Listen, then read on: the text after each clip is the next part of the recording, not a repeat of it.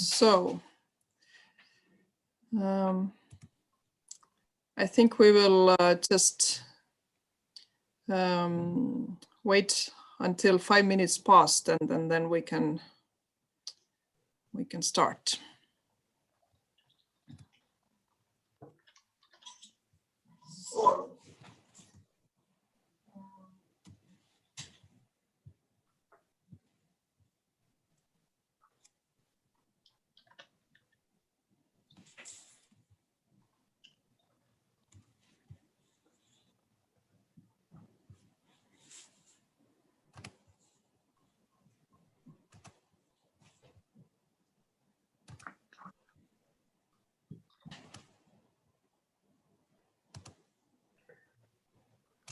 So let's stay in awkward silence, as usual.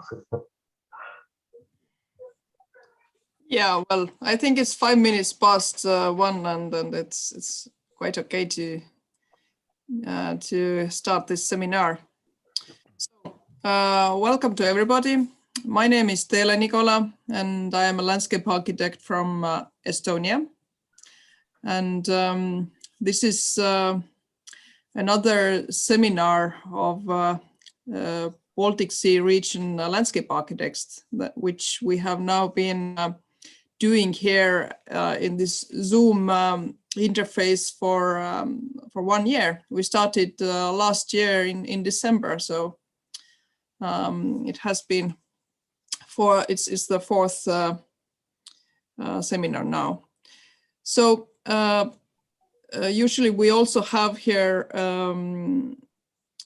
organizers from Lithuania and Finland, but they can't be here at the moment in the beginning, but we have their speakers here, so they will start quite soon.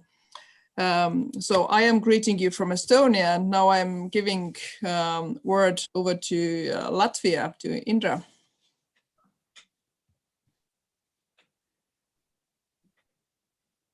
And for this reason, she disappeared.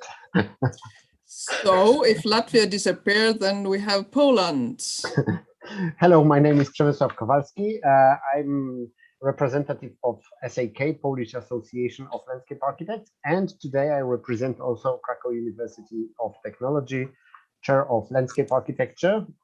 I'm a professional landscape architect working for everyday beautification of the landscape, and I'm also an academic teacher. So, and I will also have a few words to you later on. Okay, very good.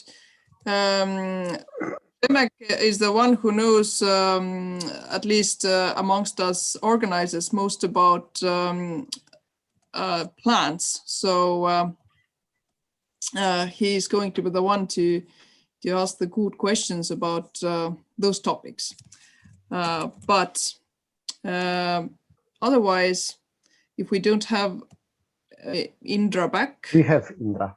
We have Indra. Then Indra, please say a hello from Latvia.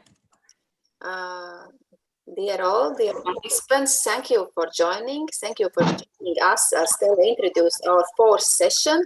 The previous topics was Green Deal, landscape architects for sustainable environment, stormwater management, and now to the Christmas time we are coming to the more like charming topic as planting design, hopefully charming. And yes, for those who don't know our organization, we have been established in 2017 and joining Finnish, Estonian, Latvian, Lithuanian, and Polish landscape architects national associations. So welcome everyone, and yes, I will try to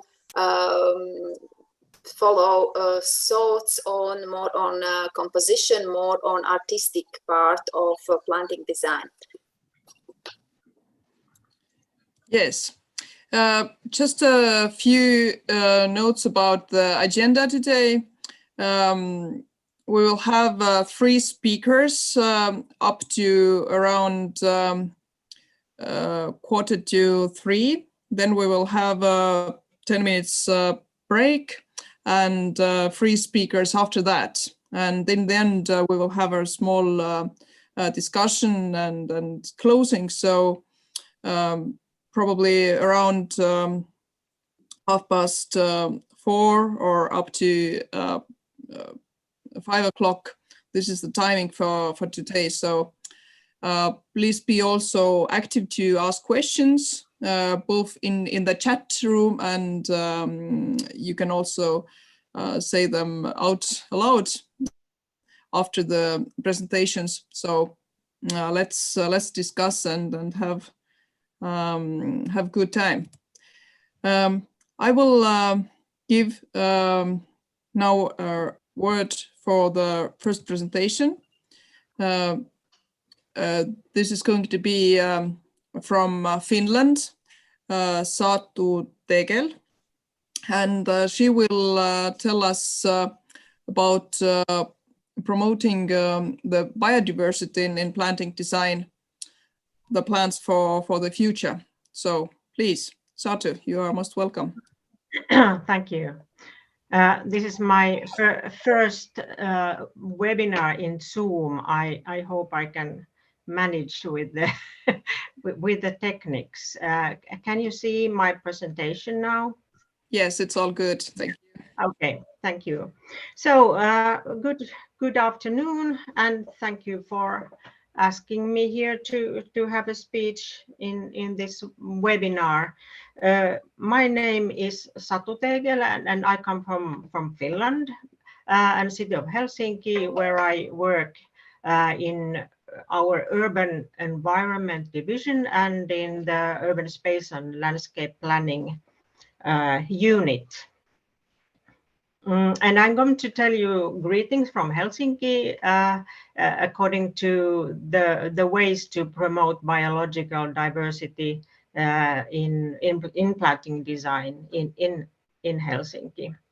But first, something about myself. I'm not a landscape architect. I have a master's degree in horticulture from Helsinki University. And I have worked for City of Helsinki more than 30 years now. I take part in working groups or planning projects as a plant and planting design specialist. And I also have been working with several guidelines or policies concerning plants and trees, for example, our tree policy.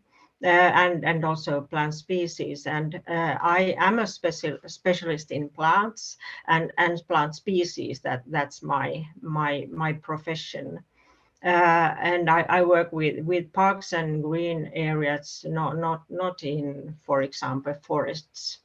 And in my work, my mission, I think, is first to conserve the genetic heritage of ornamental plants in Helsinki, and to make sure that we use the best possible plants and plant species in our parks and streets, and third, to make sure that we promote the biological diversity in our parks and green areas by planting design. And I'm going to have 4 things in my speech: promoting biological diversity, why and how.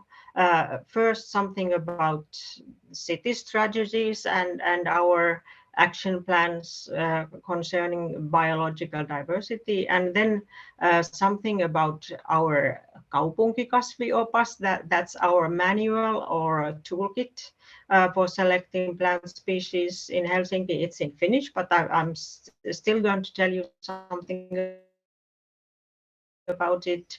And then something about naturalistic or dynamic plantings, as we call them. And finally, something about our street tree arboretums. And first, something about the city. Helsinki, the capital of Finland, is growing very fast. And in illustrations that I see very often, the future Helsinki looks like that there are a lot of trees that are very, very healthy and well growing. and also other plants, and there's a lot of beauty, greenness, all kinds of functional and beautiful vegetations like stormwater plantations, roof gardens, and so on. And I see a lot of illustrations like this. And our task, or especially my task, is to find out how to design and maintain these kind of plantations, and which plant species to use, so that they look like this like in these illustrations, and they are also beautiful and long-lived and promote this biological diversity. And in our city strategy, the biological diversity is listed. We have a new city strategy, and the growth and the climate change are posing great challenges to biodiversity, and there's a strong tendency to emphasize and promote the biodiversity in urban environments. Is also included in our new city strategy in Finland, that there is a strong emphasizing on biodiversity right now. And in our city strategy, there are something like pleasant. We are making a pleasant and a beautiful city, and we will have more trees and more urban greenness. And Helsinki protects and nurtures its diverse natural environment. And finally, Helsinki will determinedly carry out its biodiversity action plan. That is whole new. The biodiversity action plan, it's also you can find it in English in the web. It's this LUMO program, Biodiversity Action Plan, is just new, and I think we have very ambitious plan of promoting biodiversity. And in Helsinki, it says that we will integrate the biodiversity objectives and measures into all of the city's operations. I think this is very ambitious and rather difficult to make it happen in Helsinki and in the city. And the biodiversity in built environment will be enriched in anticipation of the future. This is one of the goals in the action plan. And how they are going to, or we are going to make this happen. First, there's a diversity of plant species. To raise the diversity, that means that we plant more and more species instead of monoculture of one species, for example, in the tree rows or shrubberies, and also in the streets and traffic environments. Another common topic is remembering the needs of urban animals and insects and all the fauna in the city. For example, the plants flowering early in the spring are essential for pollinators, for example, willows. And having plantations that take care of also butterflies and pollinators, they must be flowering must be long lasting. It's not enough that they flower at a certain time. We have to take care of birds and other insects. And it has been very interesting to see that so far we know very little about the interaction between exotic plants and our own native insects. biologists that we have discussed a lot with, they don't know very much about exotic plants and the native insects, and therefore they always say that the safest way to ensure the needs of city animals is to use native plant species. That doesn't mean that we only use them, but we have to remember the native plant species. Meadows instead of lawns. This is something that is repeated everywhere, perhaps because this is perhaps the easiest and most concrete thing for the citizens to understand, that this is something that promotes diversity. If we don't have lawns, but we have flowering meadows instead. More decaying wood is also something that is repeated all the time.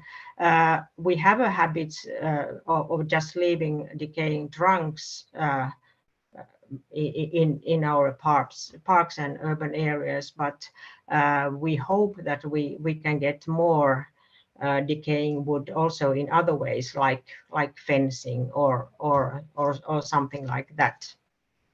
But finally, our biologists emphasize that a single tree or a flowering bed with plant species for butterflies, or a meadow, a single meadow, they have a very limited profit or advantage to biodiversity. The most important thing, sorry, my phone. Okay. Yeah, okay. So the most important thing in terms of biodiversity is to have parks or green areas that consists of all these different kinds of habitats for the fauna. So it's not enough just to think about single plant species, but the whole thing. And then to our guidelines. In Helsinki, we have several guidelines or design manuals for the cityscape, for example, for furniture. And we have also had a guideline for use of plants in Helsinki. It has already made in 2009, but I think it's still very accurate for today.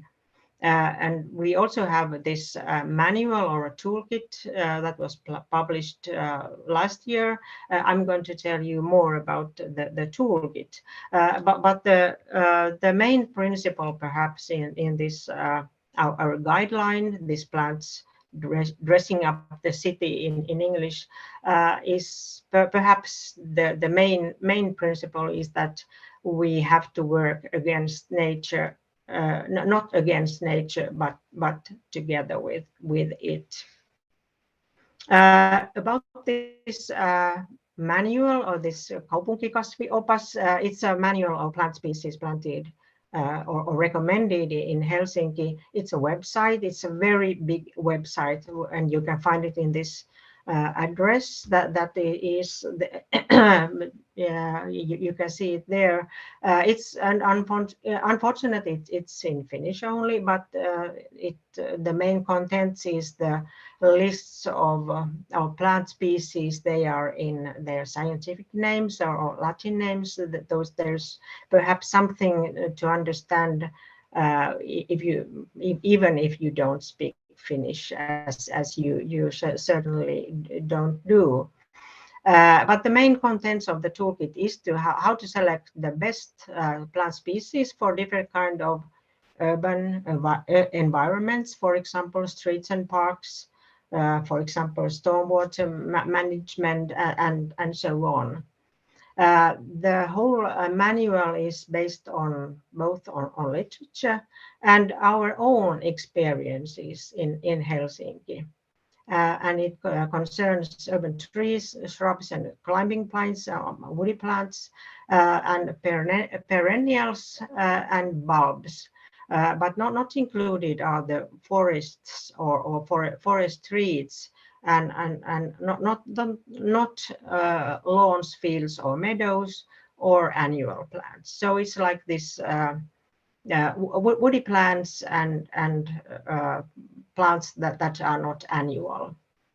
And this is made for landscape architects and other planting designers. And I'm aware that also the students in the field are using it, because this is a very big, like a, a large package of knowledge on plants in urban environment. And the main principles in our manual are the same as in the guidelines, but more detailed, and they are, for example, like these, that we are increasing the diversity of plant species. That means that we are using more and more plant species, and we try to find new plant species for the city. And we want the plants to be winter hardy, long-lived, and attractive in many ways, like flowers and leaves and autumn colors and so on. We try to find plants that will survive in the climate change, even though we don't know what the climate change is going to bring us. But we're still trying to face the fact of the climate change. And we hope we are promoting and improving the rich heritage, old heritage of plant species in Helsinki. And we hope that we can advance the biodiversity of urban natures. And when you open this website, you can see the contents of the site. The main contents of the manual is or are the lists of recommended plants, so-called master tables.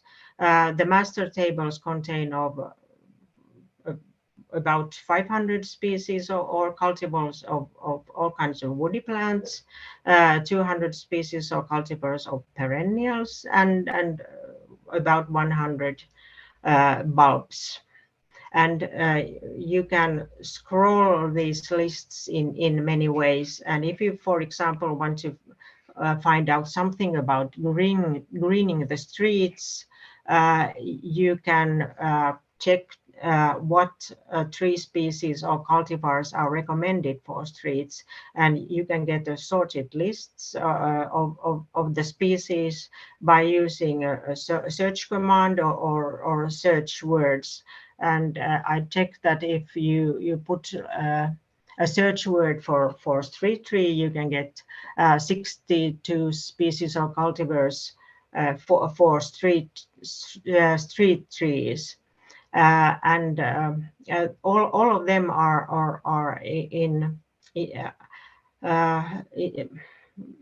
they are the species of cultivars that we have already tried, or we have experiences of them in Helsinki. So this is not based on literature. It's based on our experiences.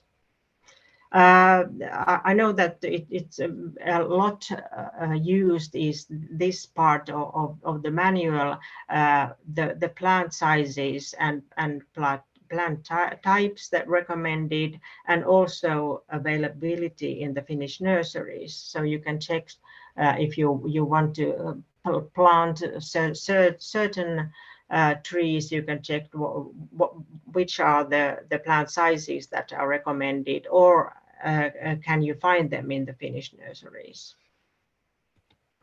So the manual is, unfortunately, it's in Finnish only, but I think, however, it might be interesting for you to get acquainted with at least the master tables that have those scientific names.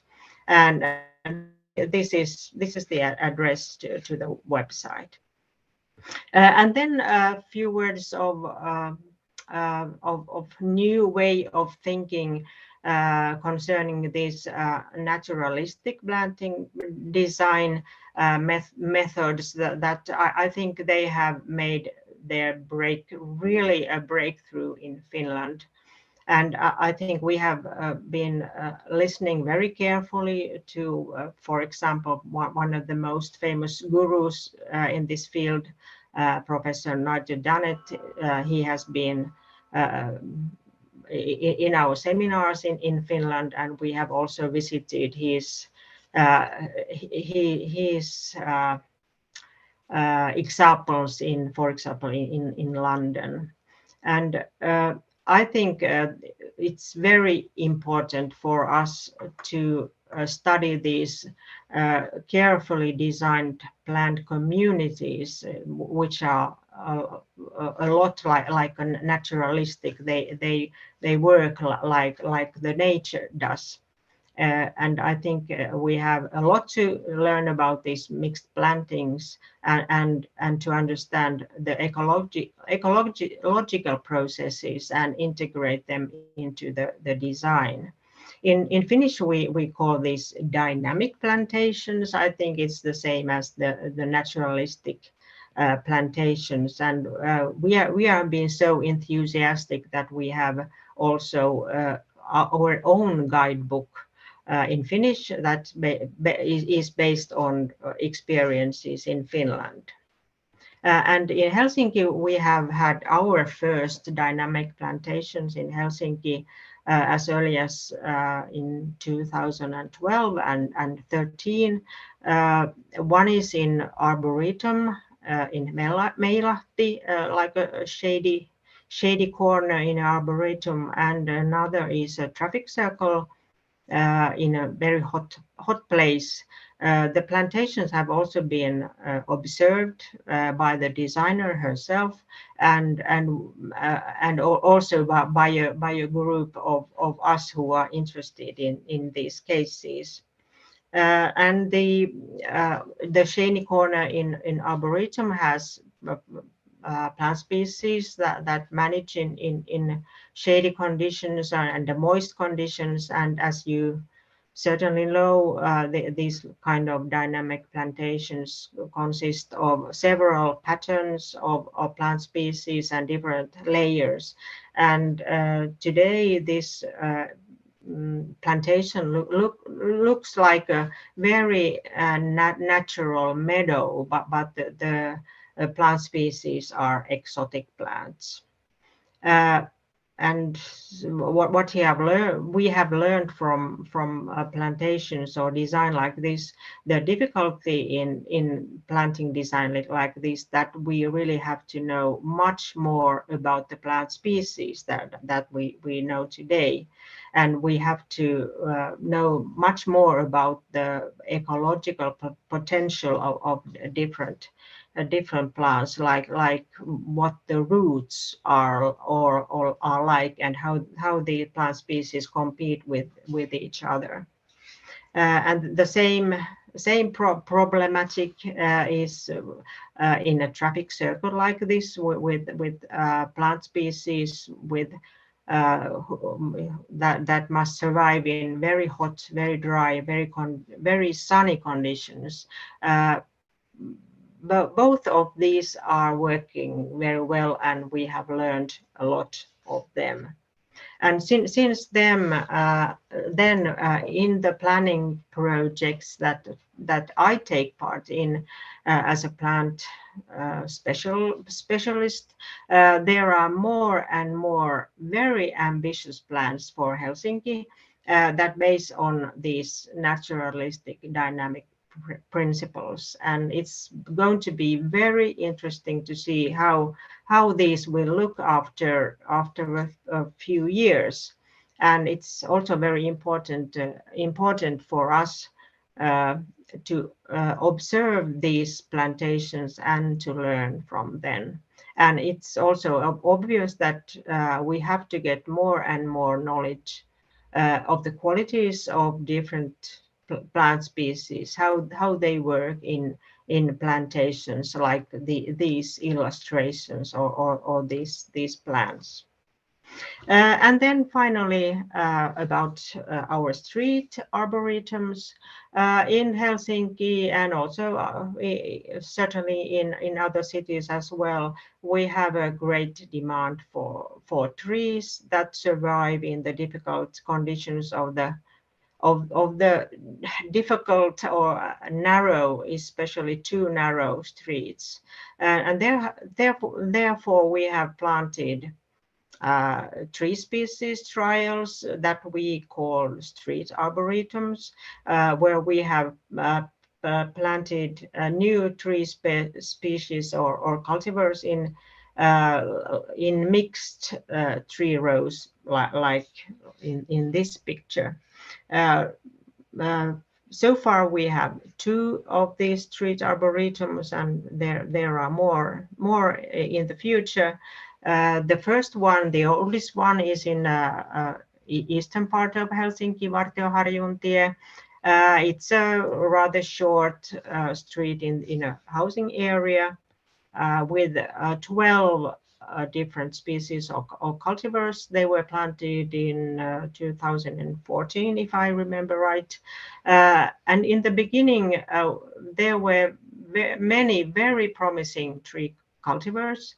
They were all new in Helsinki, but since then, especially those 2 species in the list, Carpinus betulus fastigiata and Corylus colurna, that are both new in Helsinki, they have proved to be very salt sensitive. And because we salt a lot in Helsinki, it means that we unfortunately we cannot recommend these tree species for our streets. So far, I think the best tree in this trial have been the street parade malus, Quercus palustris, that is it's new in Helsinki, and also this Swedish E-planta Sorbus incana, that is very, very beautiful and very good street tree. And then the other street arboretum, the younger one, is Reiherintie. It's also in eastern Helsinki, in a housing area.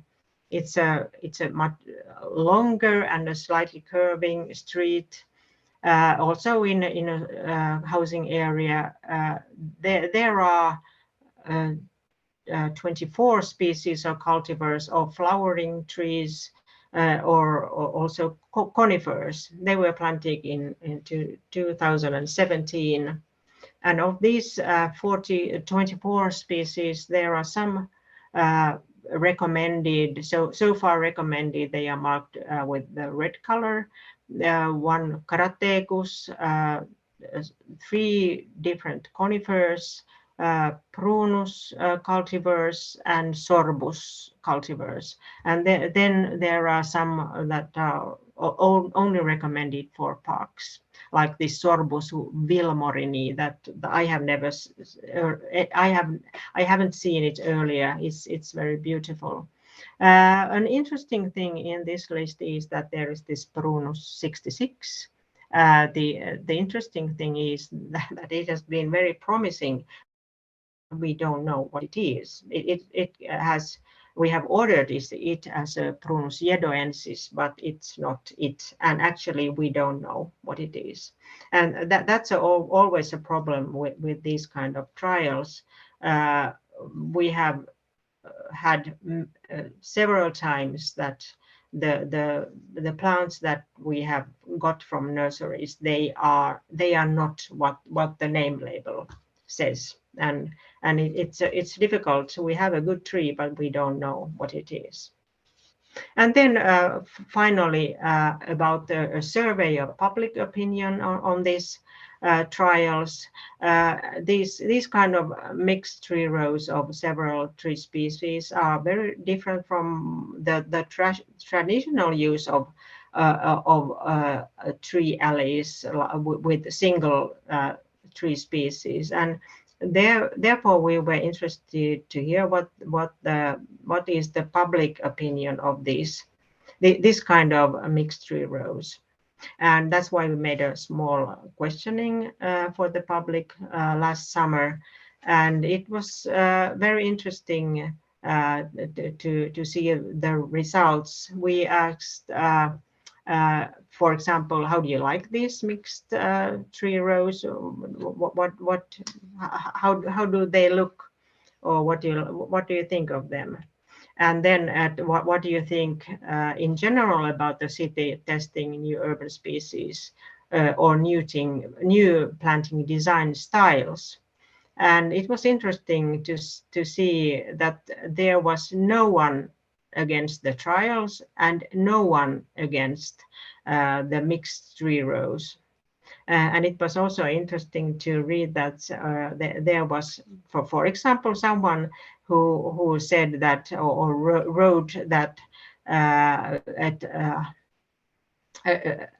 what a joy and pleasure she or he felt every day when walking to the bus station on this, for example, this Reiherentie street. There was so much to see, and the street changed so much during the summer, and the autumn colors were fantastic. And she or he said that it was really a joy for him or her to look at this kind of mixed tree row. And I think this was a perfect and very interesting feedback for us, and something for us to think about. So can our alleys or tree rows also be like this, with very different kind of tree species, also flowering trees and trees that look very different. The report of this these two trials is going to be published this year. And this was my last slide. So thank you for listening. And if you have some questions or something you want to talk in chat, so it's I try to answer.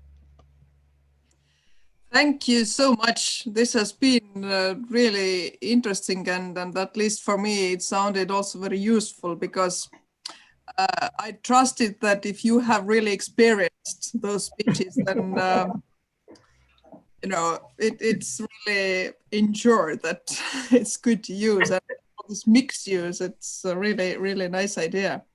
But Przemek, maybe you have some questions also. Maybe not a question, but a comment that that's great that you have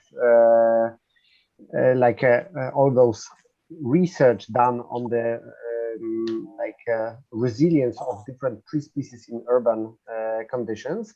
I was quite astonished that you present Quercus palustris as the one that is salt resistant, because I might have the exactly opposite opinion. Okay. Because normally it is like a more acidic, moist soil loving plant. So here in Kraków in Poland, we don't expect this species as to be the salt resistant. But on the other hand, we very frequently use Carpinus betulus fastigiata. Maybe we use a little less salt because, well, in other climates the winters have a different character, because we have those long periods of warmth and shorter periods of coldness. So maybe like a delivery of soil is not that large. But that's great that you have this strategy. I think in the future it would be good to exchange and compare in different climatic zones how do the trees behave, because there is like ongoing public discussion on the use of different tree species in urban environment or landscape. because we observe the abuse of certain species like Tilias that are very popular, very frequently used. But for instance, for tree species, we avoid using like crab apples or cherries because we expect that they are too sensitive to be resistant for salt. So it was good to hear that there are some species, even if undefined yet, that can be also attractive. But yes, this salt resistance, it has been very difficult to analyze, but I'm actually not the best person to tell about it, but our how do I say it, our the people who have helped us with these analyses, they have told us something that I am quite I'm sure what they are saying when they are saying that these two species are very salt sensitive. But we haven't had problems with Quercus palustris. But I forgot to say that Quercus palustris is anyway it is more recommended for parks than for streets, because it's a very attractive but rather wide. It's not going to be a very narrow for streets. Okay, and you are looking at the tree species selection from the perspective of salt resistance, while several, like 2-3 years ago, during the Galabau exhibition in Nuremberg, I had a discussion with like municipalities from southern Germany that suffer from heat in summertime and drought, extreme drought. This was like 2018 was the year of extreme drought in central and southern Germany, and they had completely different needs and requirements from trees. They had to be like a tank, fully resistant to very extreme heat and drought conditions. So this is yet another perspective that is required from trees. So far we haven't been suffering from hot temperatures except last summer. It was an exception, but with the climate change we don't know what's going to happen. Okay, I'm now saying thank you. Thank you, Premak, also for your comments, and then thank you, Satri. It has been really interesting. Thank you. And now we can continue with the next presenter from Lithuania, and this is Darius Ryliškis, Vilnius Botanical Garden, and that he will tell us about local plants, the possibilities and problems connecting to them. So here you go. Good afternoon. Shortly about me. My main work is in botanical garden, and I did researches on woody plants for decades. And most of those plants, of course, were alien plants, not local plants. We call them introduced plants. Although I am an academic teacher at 2 universities, my studies was biology and botany, and of course part of my interest is to do researches which are useful for students, because in both universities I am teacher for architecture. It's a very big problem, even for biologists sometimes, to determine what is local native species, because in our region we had ice age and all plants came here from south. And of course, if we would like to say about our historic periods, we can divide those, and there are some years which are like border. For example, in Lithuania, we say that true local plants or archaeophytes species which came here before 1500, yeah, and of course then men migrate to Lithuania, different tribes migrate, agriculture came here, and a lot of wheats came here before this year.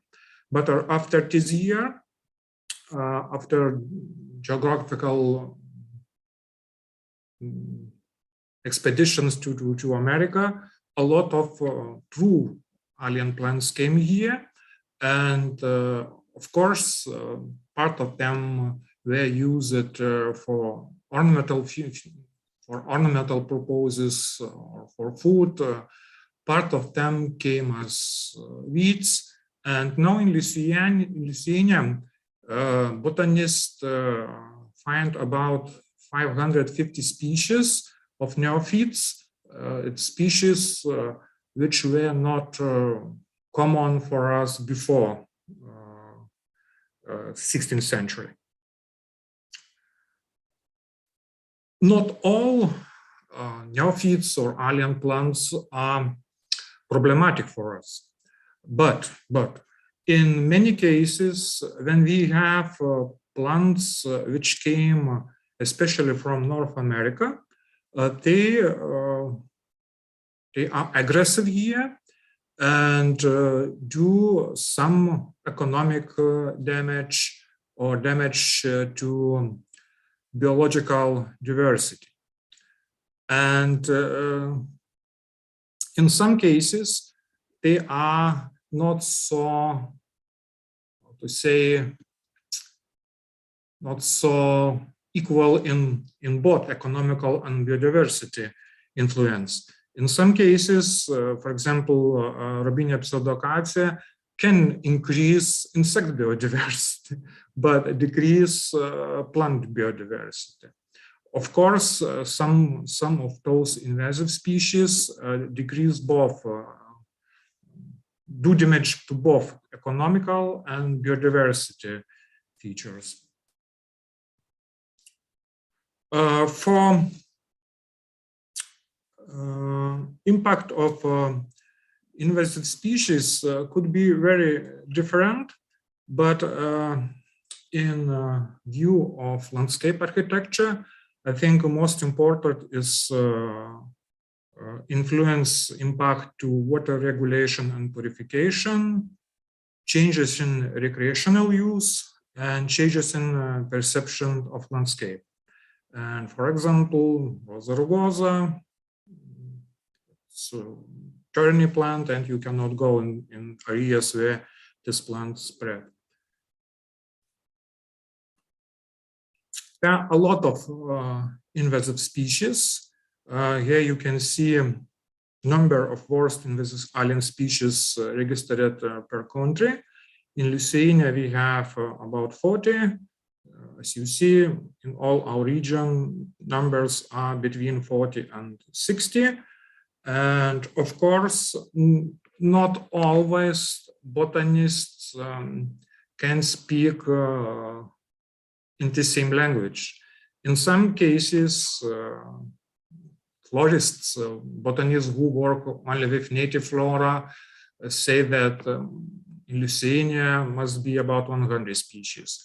Dendrologists, as part of botany, which study woody plants, are not so hard, and we say that some of plant species which are invasive by law in Lithuania at the moment could be not invasive by law.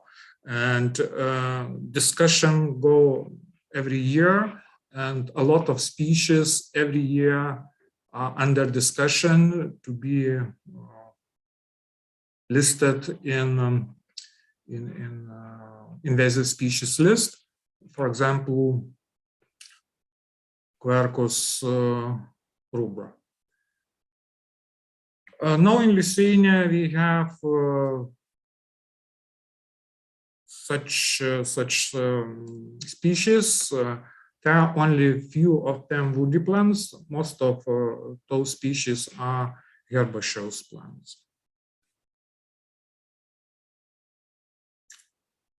Although in European Union we have a special list of invasive plant species, and if Lithuanian list could be discussed, it's only ministry level list, and experts can say that, okay, we discuss it and we can take out 1 or 2 species from this list. EU invasive plant species list is very strong, law is very strong, and it's no chance legally to grow, to sell a plant from this list. How to check invasiveness? There are special site, Nobanis.org, in which you can try to find one or some species before you started to plan your area for landscaping. And you can choose your country and then put species name and have answer if the species invasive or not. And sometimes I surprise presenter from Finland said talk about Acernegundo, for example, yeah, which in many countries are in lists of invasive species. But of course, every country is specific. The climate conditions are specific, and law say different legal status in different conditions to be invasive or not. Previous presenter talked about importance of biodiversity. Botanists talk about this always, and of course there are a lot of very important features if you have good biodiversity. But in my view, one of the biggest problem is that in many cases we forgetting to talk about underground level.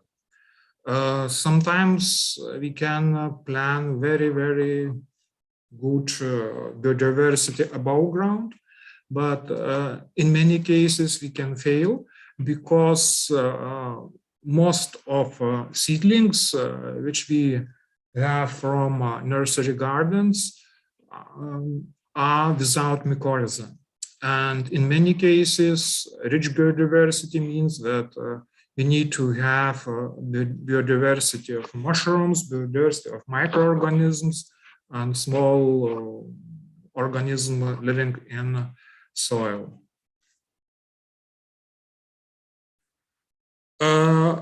Benefits of landscaping with native plants. We can found different theses, but in some cases I'm not sure about it is true or not. For example,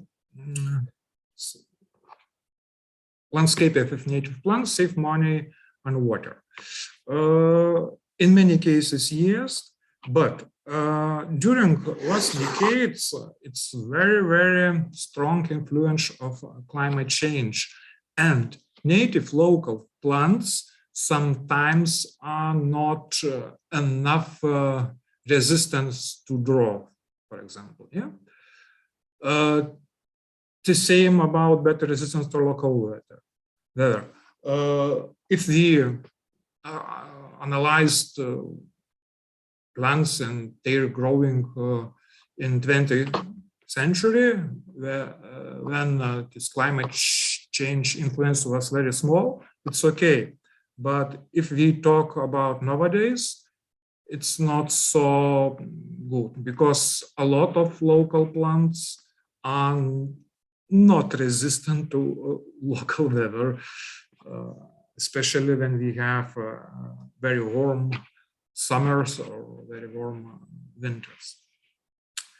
Less maintenance. Yes, but please don't forget that what I talked one slide before. In many cases, if we have construction site where soil is damaged, it's very, very low chance, even if we plant species and form good biodiversity above ground, in some cases we need a lot of maintenance because we don't have underground biodiversity. Rarely invasive. Yes, of course, if they are true local species, they are not invasive. And no fertilizers or pesticides needed. Once again, mycorrhized seedlings, okay. And the same climate change and infections in local forest can be a problem for landscaping with native plants, because insects or fungi diseases came from local forests to landscaping areas too. Native plants provide shelter and food for wildlife, of course, true. Native plants promote biodiversity and stewardship of our natural heritage, true. And restores natural habitats, of course, true. Why I talk about climate change? It's we have very big discussions here in Lithuania when we try to say what climate conditions we have nowadays. Because if we look on a picture on the left, there is traditional winter hardness map. It's 20th century map. We will see that Lithuania is in 5th and 6th zone. But if we try to describe climate conditions for last decade, in many cases we can find that in Lithuania we have also 7th winter hardness zone.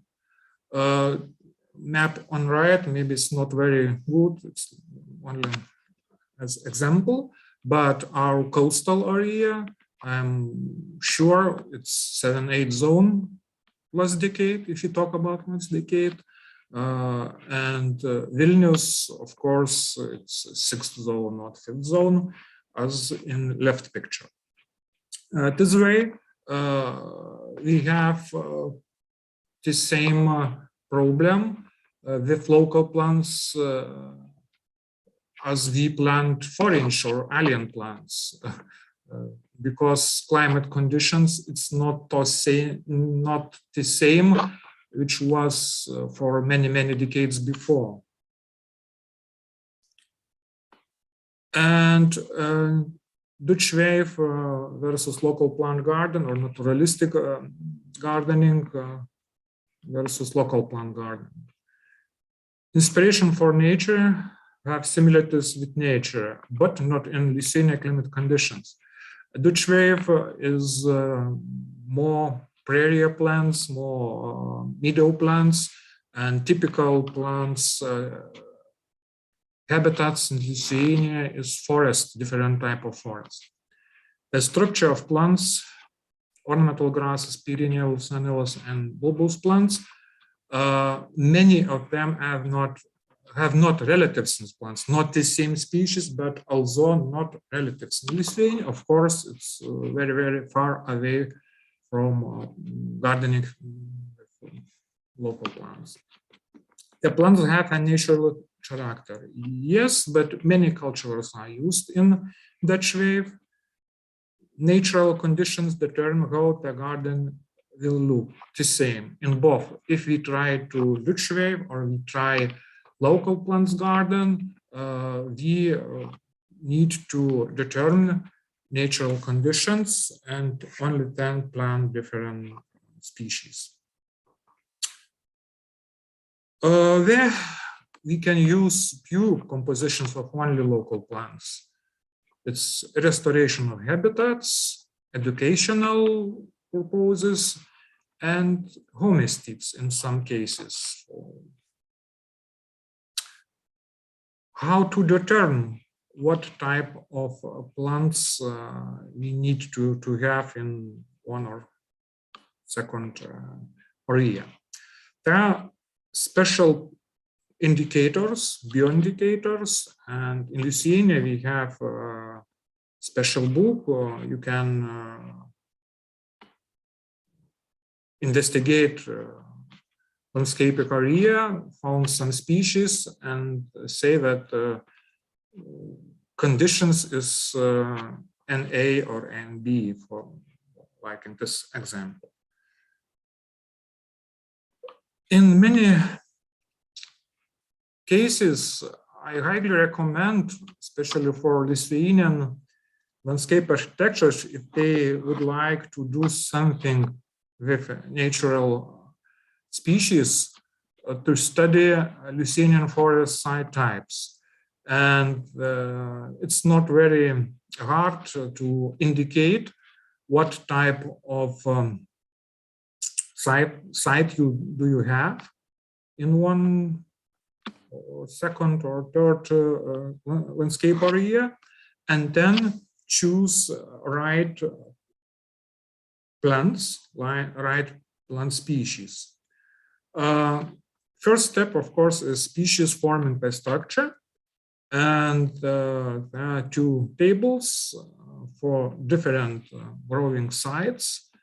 On left, we have growing sites and main three species which could used in those sites. On right, we have main species and in which conditions they can grow. One of most important when we deal with local plants, it's not forgot about understory. In many cases, not professional botanists, how to say, maybe farmers or homestead owners try to clean all plants in understory and form like meadow. But if we would like to have habitat close to natural, we need to leave or to plant understory plants. And it's possible to find in some books what typical understory plants are typical for different growing conditions. It's big discussion about it's possible to use cultivars of native species and say that we're dealing with native species. Yeah? And sometimes it's not chance to buy, to say, pure species or wild species, and nursery gardens offer only cultivars. In some cases, they are very close to wild species, in some cases not. And this discussion, in my mind, is still open. If we can find some nursery gardens which offer species or cultivars of local species, bigger problem is to have meadows. Seeds of flowering meadows in many cases are formed from very small number of species. Sometimes they are local species, but sometimes they are totally alien species.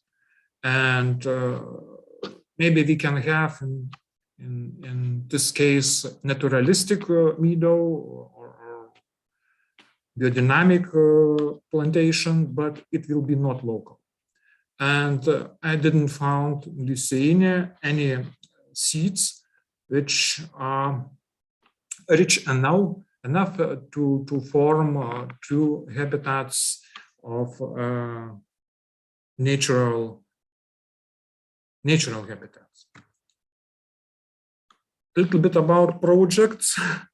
I'm not landscape architect, but sometimes we do different educational projects. And one of those is Vertical Greenery and Botanical Garden of Vilnius University. We did this project 5-6 years ago, and I can tell a little bit about results or problems which appeared 1 or 2 years ago. We constructed columns, and we used turf of our local meadows. We did irrigation, and we used about 40 different species for those columns. And 4 years, maybe 5 years, it was okay. But 2 years ago, big problem appeared. Seeds fall down, not on ground, but on ground of this columns, but on true ground. And seed bank is near empty. And those columns not renew enough. Some species grow well, but some species disappear from those columns. And we didn't think about that this problem will be, but reality is sad because now we think about enriching with local seeds, but it's a lot of to do. It's not so easy to do. Second small project was community project. People from small Bendorelė community invited me to plan exposition of forest types. And I offered 5 types of forests, traditionally fruits cultivar garden, although it was some entertainment zone, planted by alien species, and we prepared information boards. Idea was that every forest type was represented by 3 seedlings of main species, plus 2 additional 3 species, plus understory shrub species, typical for that type of forest. And after we did this project, we prepared some information boards describing different types of forest and most important species in those forests. One more project which I started last year is Lithuanian Dendrophora collection in Botanical Garden of Vilnius University. And I will try to show in small area about 100 local native tree shrub species, and I try to group them with habitats, by habitats. Of course, problem is that many species grow in different habitats, but because it's very limited space, I try to group by most typical species in one group. And one more additional problem in Lithuania, we have very strong rules about cutting trees, removing trees. And in some cases, if we try to prepare close to natural habitat, something, yeah, we need to plant a little bit denser. And then after 20 years, for example, remove part of trees and shrubs. But by law, you need additional project, a lot of permissions, and so on, so on, so. Then it's not so easy to have good maintenance, good care, than composition aging. Thank you for your attention. So, thank you very much, Darius. This was interesting approach, and we don't have much time left, so maybe we can do some discussion later on. And if you have questions to Darius, please add them to the chat. We can see to them during the seminar. So thank you, and I will give word to Przemek from Poland now. Thank you, Tele. So I hope you can see my presentation. I will try to also reduce the host list on the screen. Okay, today I'd like to briefly, because we are shortly out of time. 5 minutes. 5 minutes out. Yeah. Okay. So yeah. Please be the timekeeper this time. I try to be. Oh gosh, I'm sorry, because in the neighboring apartment there is a renovation, and probably you may hear some noises from behind. So please apologize. I apologize for it. It's not depending on my work. So anyway, I'd like to. Okay, my wife just checked that the workers said that they need to dig just one hole in our wall, so I hope very soon the noise will cease.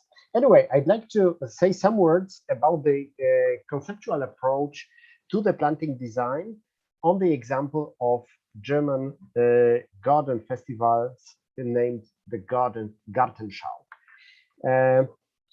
You probably all know or have met or have visited at least once one of the garden festivals. I know that most of you for sure have visited the IGA in Hamburg in 2013, because this was like most famous, but you are probably aware that every year somewhere in Germany there are smaller garden exhibitions, garden festivals called LAGA, Landesgartenschau. Every second year, somewhere in Germany, there is organized, arranged a national statewide garden festival called BUGA. The first one has started in 1951 in Hanover. Then till this year, we've had already like 50 or 60, overestimating by about 30 garden festival. This year was, I've heard, unfortunately, I didn't have a chance to see, extraordinary garden festival in Erfurt. The next are planned for consecutive years. What are the goals of garden festivals?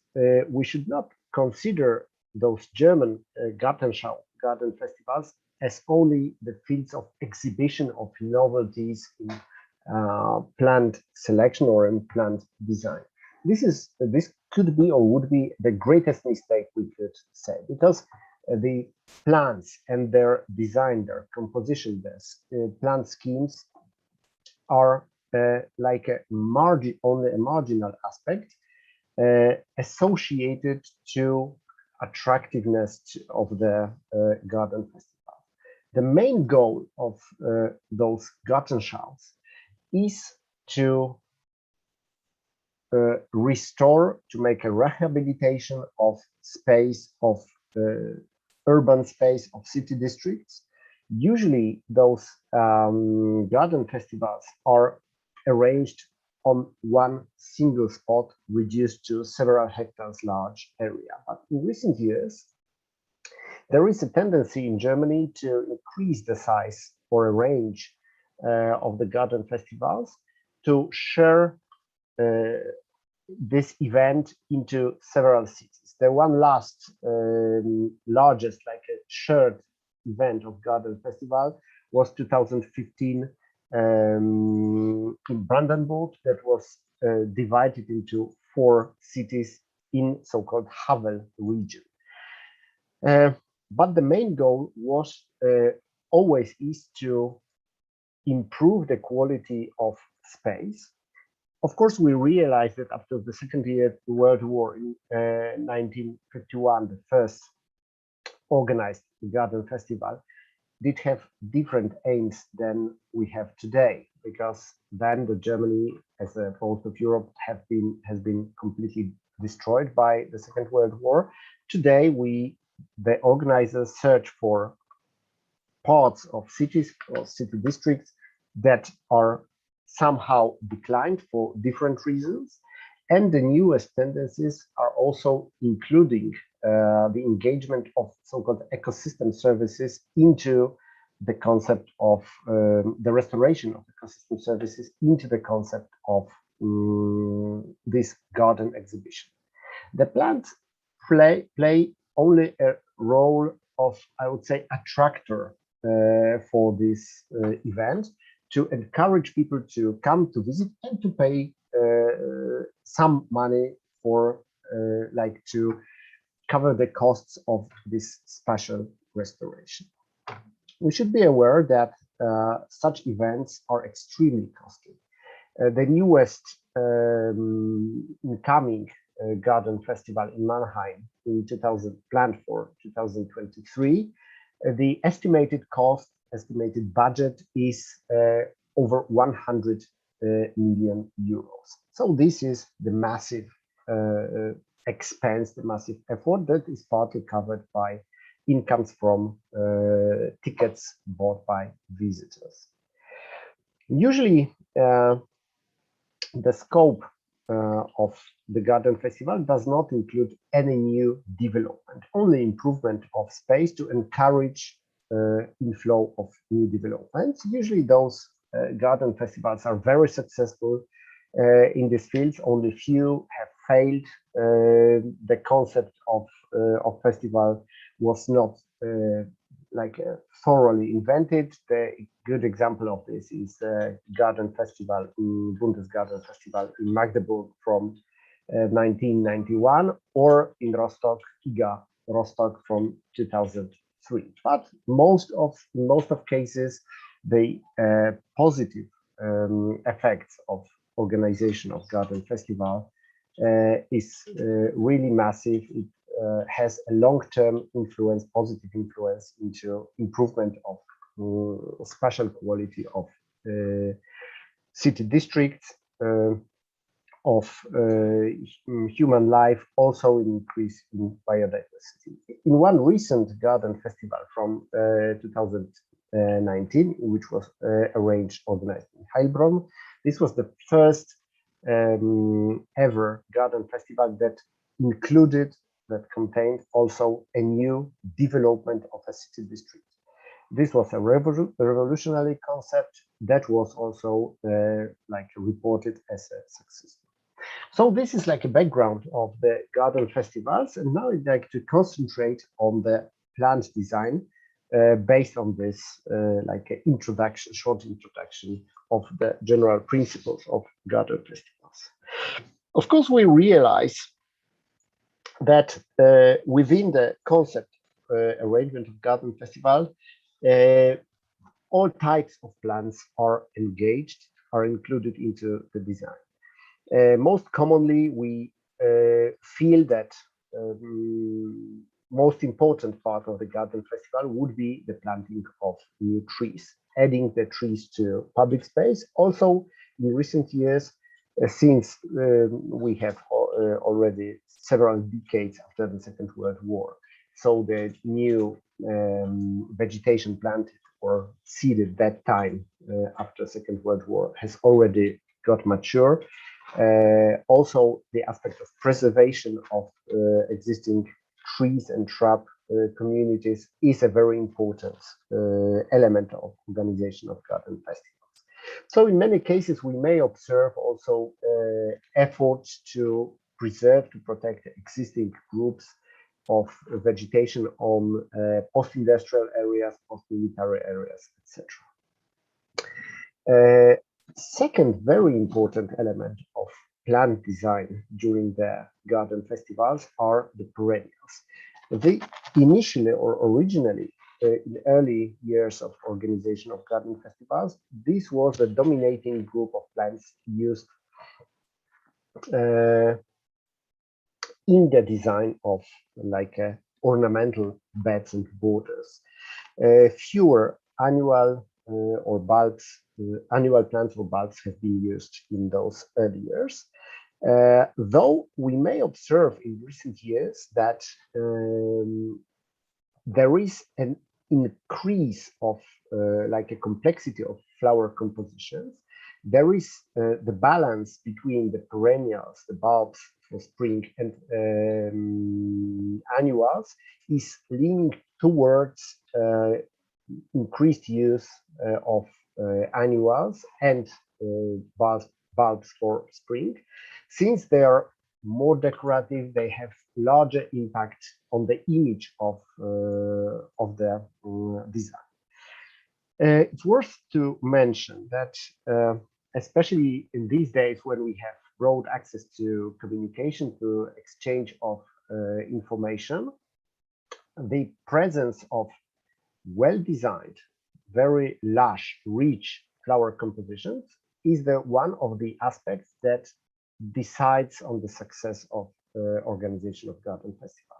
That's why the organizers are engaging more and more frequently skillful, the most experienced plant designers who are putting a lot of effort into producing for every year something new, something more spectacular. So there are changes in design tendencies, in color selection, in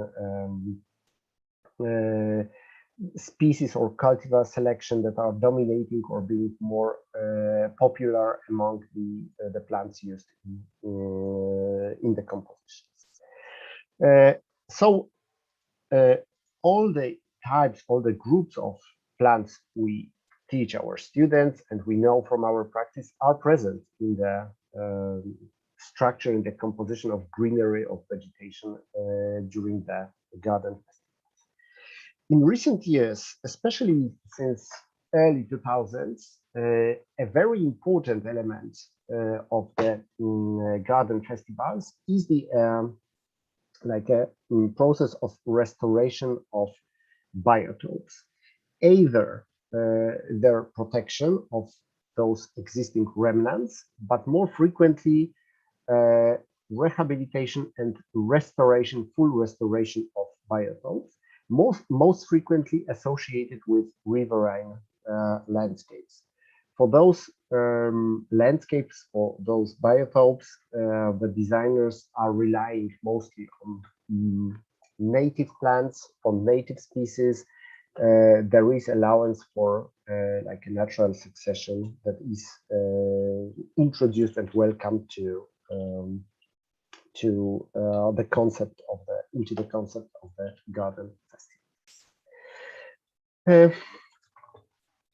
I'd like to concentrate not on the historical overview of the garden festivals. Of course, I didn't have a chance before 1989 to see any of those garden festivals, but I'm trying since early 2000s to visit as frequently as possible some of German garden festivals, both on the stage of IGA, so this IGA or Buga class, but more frequently I'm visiting those Landesgartenschau, so these local regional garden festivals, which are equally fascinating, which have equal purposes with equal aims in the background. So, as I mentioned already, we may observe an increasing importance of flowers in the design, in the planning concept of the garden festivals. Initially, since let's say late 1990s, we may observe like a transition in the types of plants used for the planting design, for herbal planting design, and the color schemes, color design, color patterns, also increasing attention towards the texture, the structure of the plants that are mixed within one group, one composition. When we look back into late 1990s and early 2000s, we could say that those early compositions have been similar to the Gertrude Jekyll's or even William Robinson, so Robinsonian or Jekyllian compositions from late 19th century. Not much has changed. The use of plants has been rather stable, rather typical. Some more dynamics has been introduced since, like I would say from my observation, 2004, 2005, when really newer concepts, more dynamic, more brave concepts have been introduced. We should also look on the design of plants in German garden festivals from the perspective of types of herbs that are used. Initially, dominating group of herbal plants have been perennials. They have been introduced for permanent presence in the design areas, considered as maybe more expensive in establishing, but relatively cheap in future maintenance, working easily in selected growing conditions. Annual compositions have been only like a complementary element for this design. The use of perennials in garden festivals in Germany is still, of course, in charge, especially for the places, for the spaces that are expected to remain after the season, after the end of the garden festival, that are to remain as public spaces, not expected to be developed with some new investments. And here on this bottom row, you can see some photographs from the Buga in Koblenz from 2011, where there have been really spectacular forms, spectacular flower compositions with the use of perennials. Those or similar types, similar group of plants has been designed also earlier.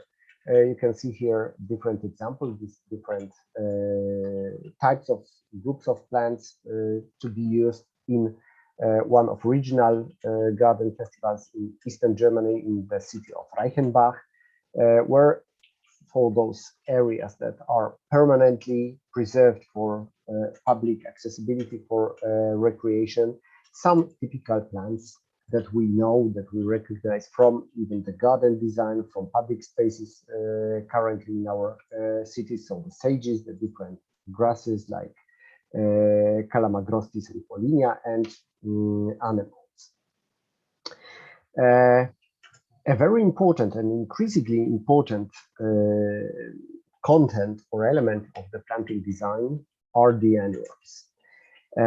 Of course, there is like a limited stock available on the market, in the meaning of a number of available forms, the cultivars and species that are working really well, that are well fitted or suited to urban climate, that do not require major maintenance throughout the season, that are flowering continuously without need of intensive deadheading, etc.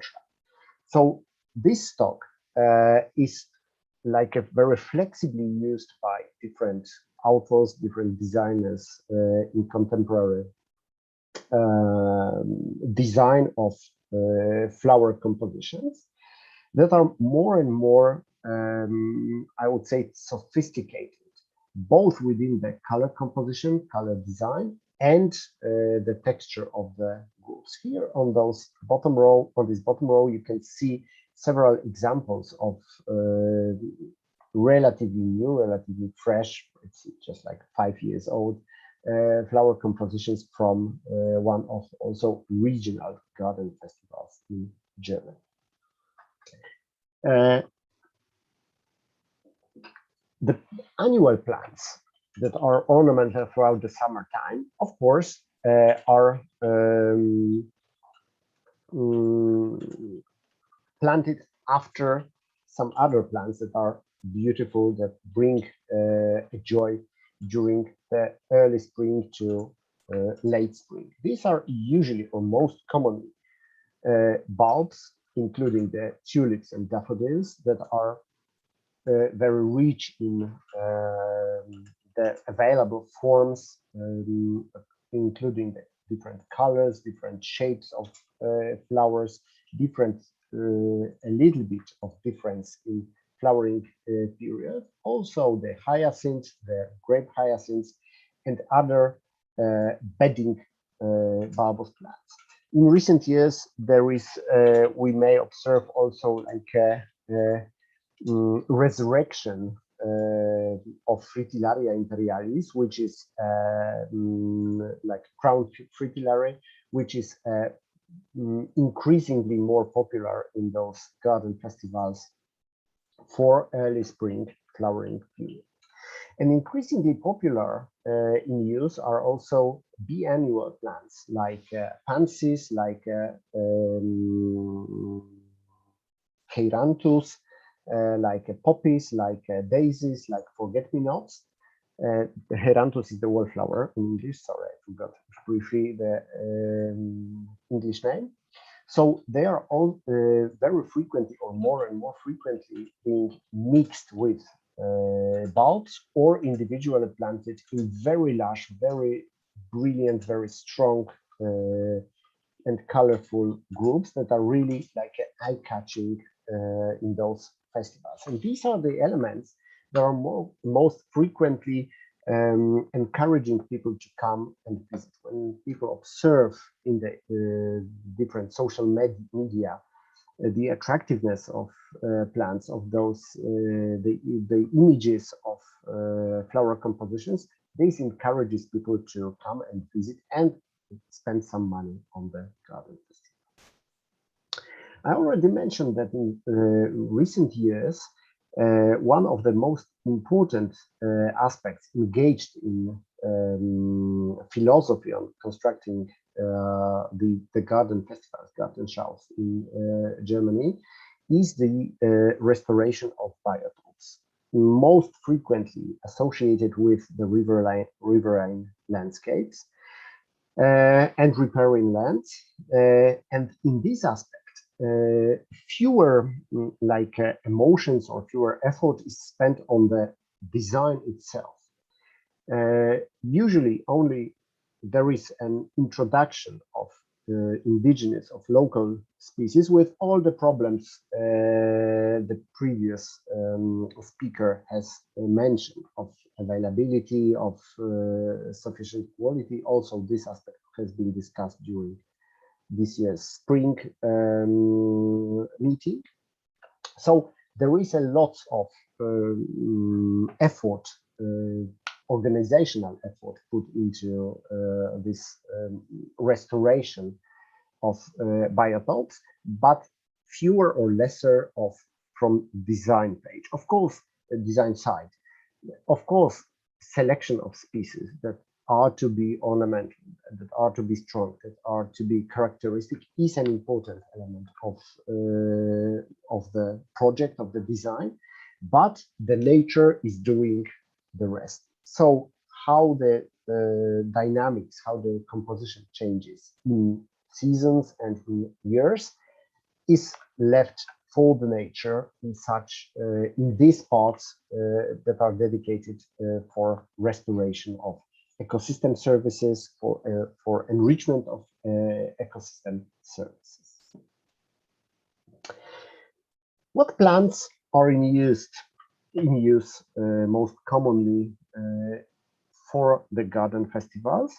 Making some paths, or creating the paths that we are following as everyday designers and university teachers. Among the perennials, these are garden standards, sometimes, but not very frequently, with the accompany of newest cultivars, but usually the designers rely on the most durable, least sensitive forms and cultivars of perennials that are available on the market in ordinary perennial nurseries. So the stock is widely available. There is no problem with the access even to great numbers of the plants that are usually needed for planting, because as we realize, these are usually the thousands of plants that are planted. I already mentioned that also among the annuals, the number of forms of plants is relatively narrow. After the peak in the mid of 19th century, where everything from all around the world was available in the nurseries, the production was limited only to the stock that is really durable, really attractive, to the forms that can be admired, can be joyful for public. So the list, based on the catalogs of large breeders, is relatively reduced. And the designers are using those different forms to create a new fantastic forms for their designs, for their compositions. One short fascination I could observe was with ornamental form of vegetables. Around the year 2010, in many garden festivals in Germany and this Gartenschaus, I could see compositions, very good, excellent, brilliantly looking, with the use of ornamental forms of many vegetable plants.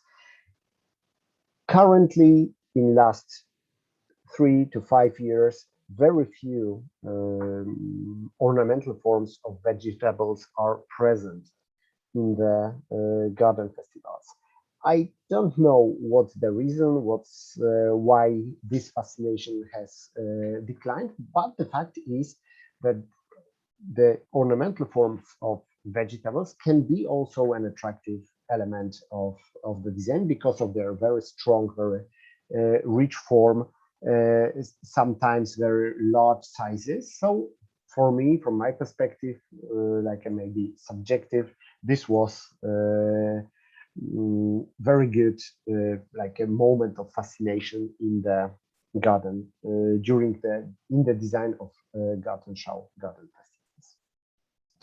Very rarely we may observe that there is a special presentation dedicated to water plants.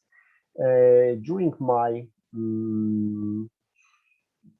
visits on several of those garden festivals, on the ones I met dedicated exhibition for water plants, in fact for water lilies. This was only during the Buga in the Havel region, in the city of Rathenow, where a specially designed pond was planted with water lily, and this was something nice and spectacular, never met before and after these festivals. The garden festivals, Gartenschaus, are also a place of experiment, of showing the novelties, the new, or trying to or attempt to create the new tendencies in planting design. Though from my observation, I may conclude that the designers, the plant designers, are resilient for the novelties. Here it may find a short list of plants that I could see and experience during 1 or 2 garden shows, but never again they have been met. Quite an interesting attempt are new species and cultivars of tobaccos, which are extremely nice plants, but they are not easy to grow, to cultivate, because they are prone to many diseases, and maybe this is the reason why they are not used so frequently. But the fact is that every year we may find some new plants, and we have to observe what's their future use. And what's behind the scenes? A very important element, because normally coming or arriving to the garden festival, we observe its beauty, but behind the scenes, it's a very complicated, long-lasting process of planning and management of such event. Since we are out of time, so just briefly, the designers are working on newest concepts, trying to mix this reduced resource of plants, finding new relations between texture, structures of plants, working with the hue, brightness, and saturation of plants, creating a new contrast and principles of color harmony among the plants. There is a major issue of plant production, especially among the annuals that are not available in everyday production. And I could read a great interview with one of the designers of current garden festivals, and the author, she said that it's very hard to find thousands of plants of the same variety, of the same cultivar, in the same standard for planting during the garden festival. In recent year, for this Erfurt Garden Festival, they had to engage 14 large producers of plants to fill the demand for annual and bulks for spring. With this production, there is also a massive sustainability issue. All the plants are coming in pots, and we have to realize that those pots have to be recycled. For this year's garden show in Erfurt, only for spring planting, 85,000 plant pots have been left after planting in just short time, couple of weeks. So there is a question what to do with it. Of course, we may recycle them, but maybe it's better to reuse. So there is a major issue of sustainability of such stuff, of this material, and maybe there is also an attempt to somehow have some concerns on what plants we use in our designs. Yes, annuals are more attractive throughout the summertime, but we have to be aware that with its production and delivery, we have a huge ecological impact in organization of such events. And what's happening after the garden festival? I had a chance to revisit the festival sites of several festivals after a year or two after closing the festival. And we can see that some parts that have been dedicated for permanent use as a public space are maintained as a nice space accessible for publics. But large parts of garden show area is left for future development, for future investments, and usually remains unmanaged, waiting for new investors. But I wanted to show you more nice photographs of the public parks that rose from the garden festivals in western and eastern part of Germany, including one of the most beautiful Garten der Welten in Berlin-Marzahn district. This was the East Berlin. We have, among other gardens, very beautiful, a Japanese garden designed by real Japanese designer Shinyo Mizuno. And with this information, I'd like to thank you for your attention. And of course, I'm waiting for questions and some issues. Tele, now your turn.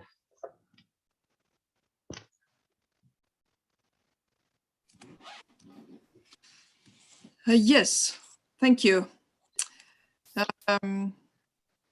We are going to have a fitness break, but before that, maybe someone has any questions to Przemek.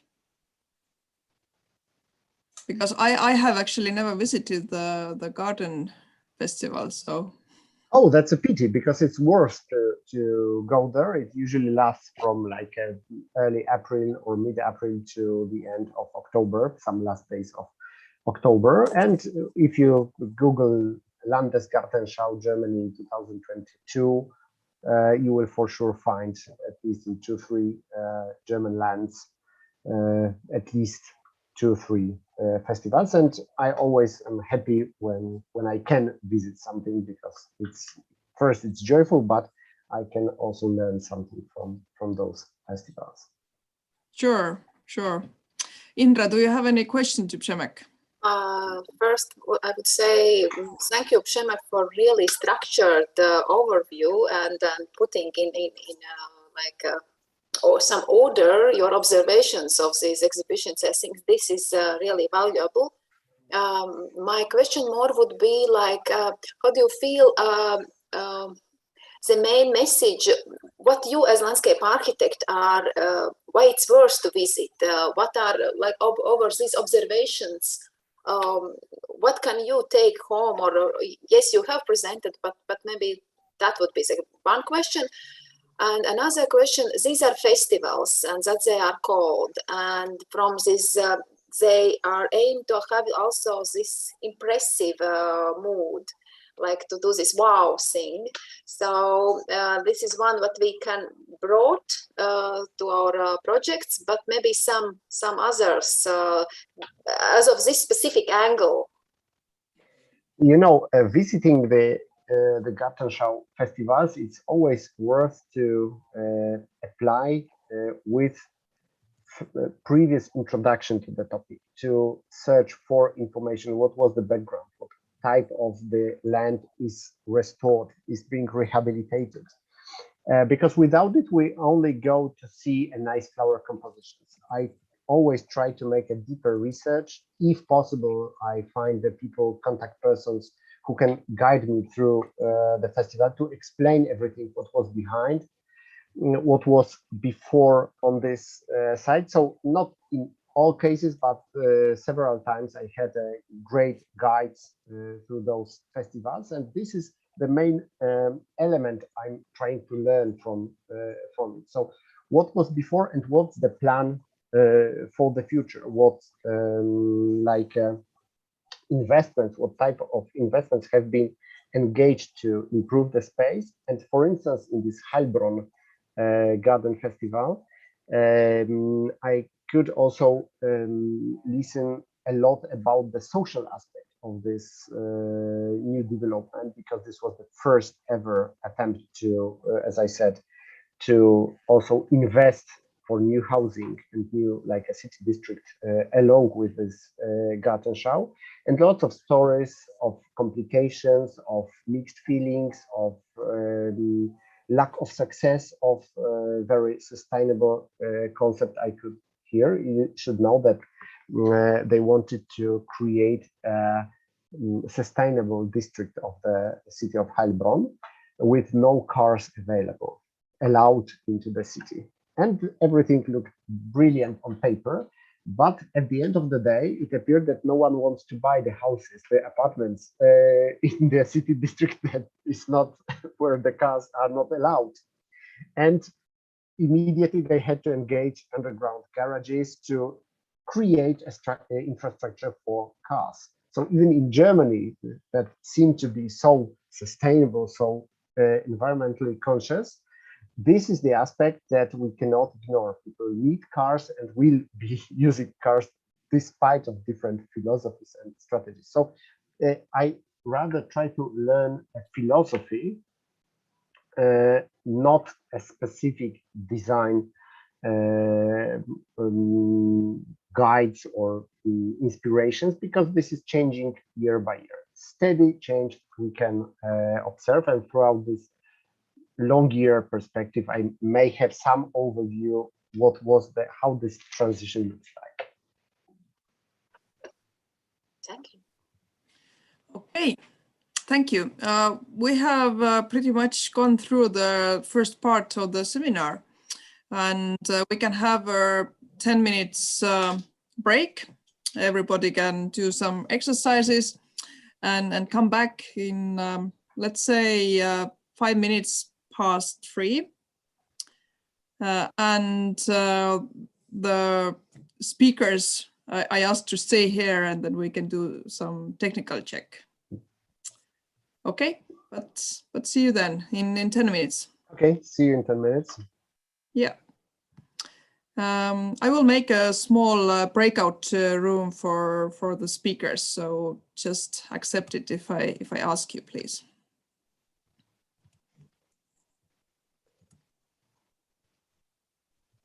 Who do you have the speakers who are next? The next speaker probably will be Merle from Estonia, because I can't see Elsa-Liina, who was also supposed to. It might be that she missed Central European time with Eastern European time schedules. I'm assuming that. But you can put me also to this breakout room, please. I will put everybody who is organizing or speaking. Just one moment. I will do this. Yes.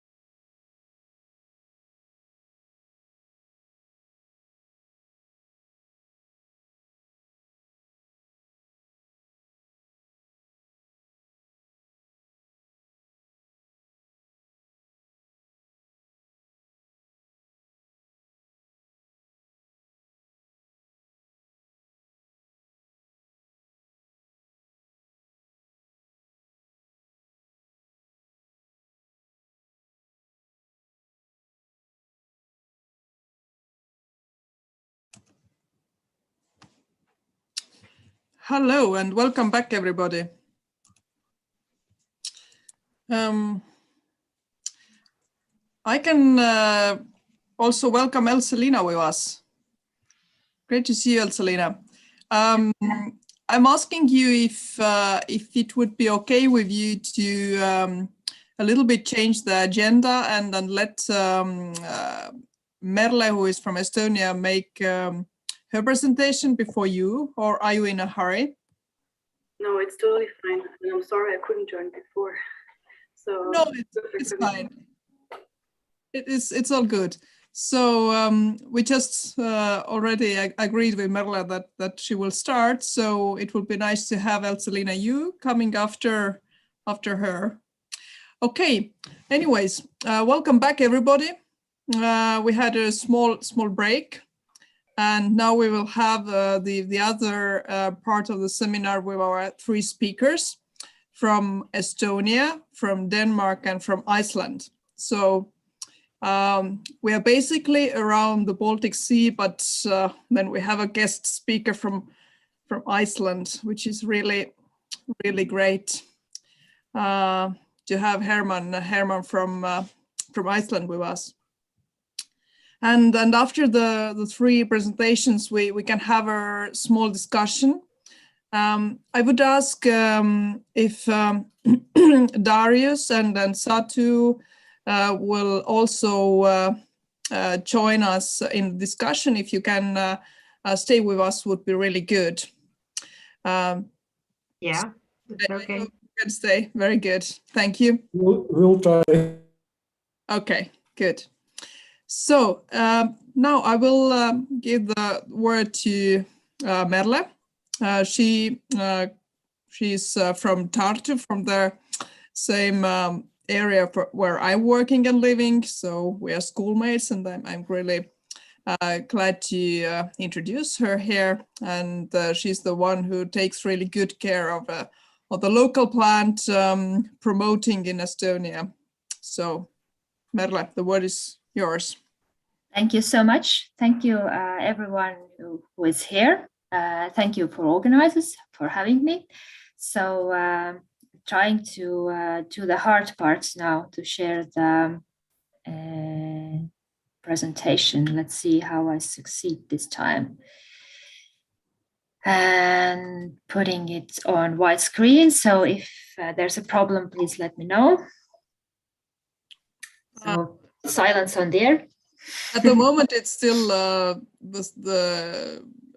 not. Okay. Yes. You can the try same thing. Let's do one more time.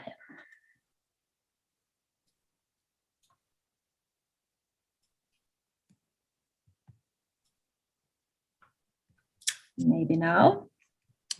Not yet.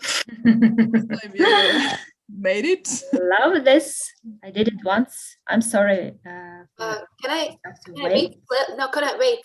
You should put this green button and then do not choose any file. Just put share, the blue button on the right corner. Keep choosing. Just share. Share. Yes, and now? Maybe now. Excellent. Perfect. Good. It's working. Made that exam. Hardest part is over now.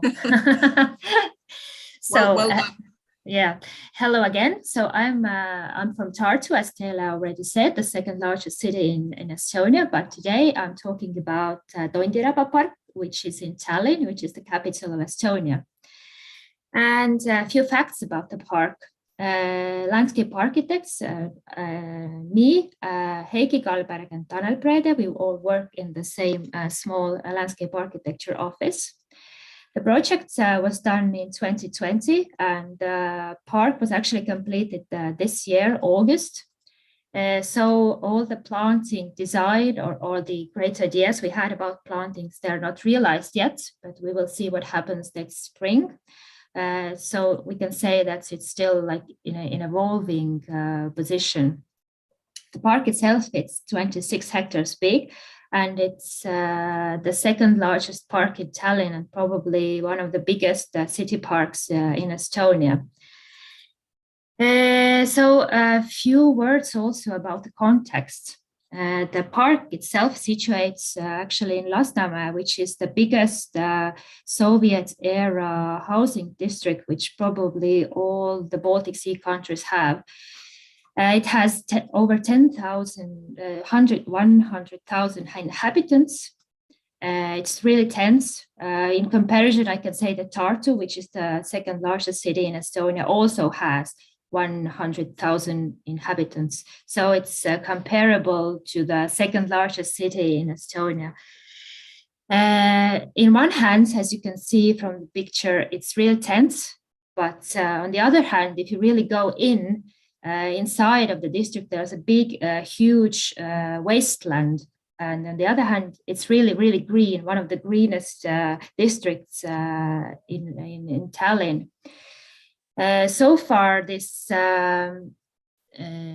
urban wasteland feature is not been treated very well in Lasnamäe. It's been taken as something that is neglected, something that needs to be get rid of.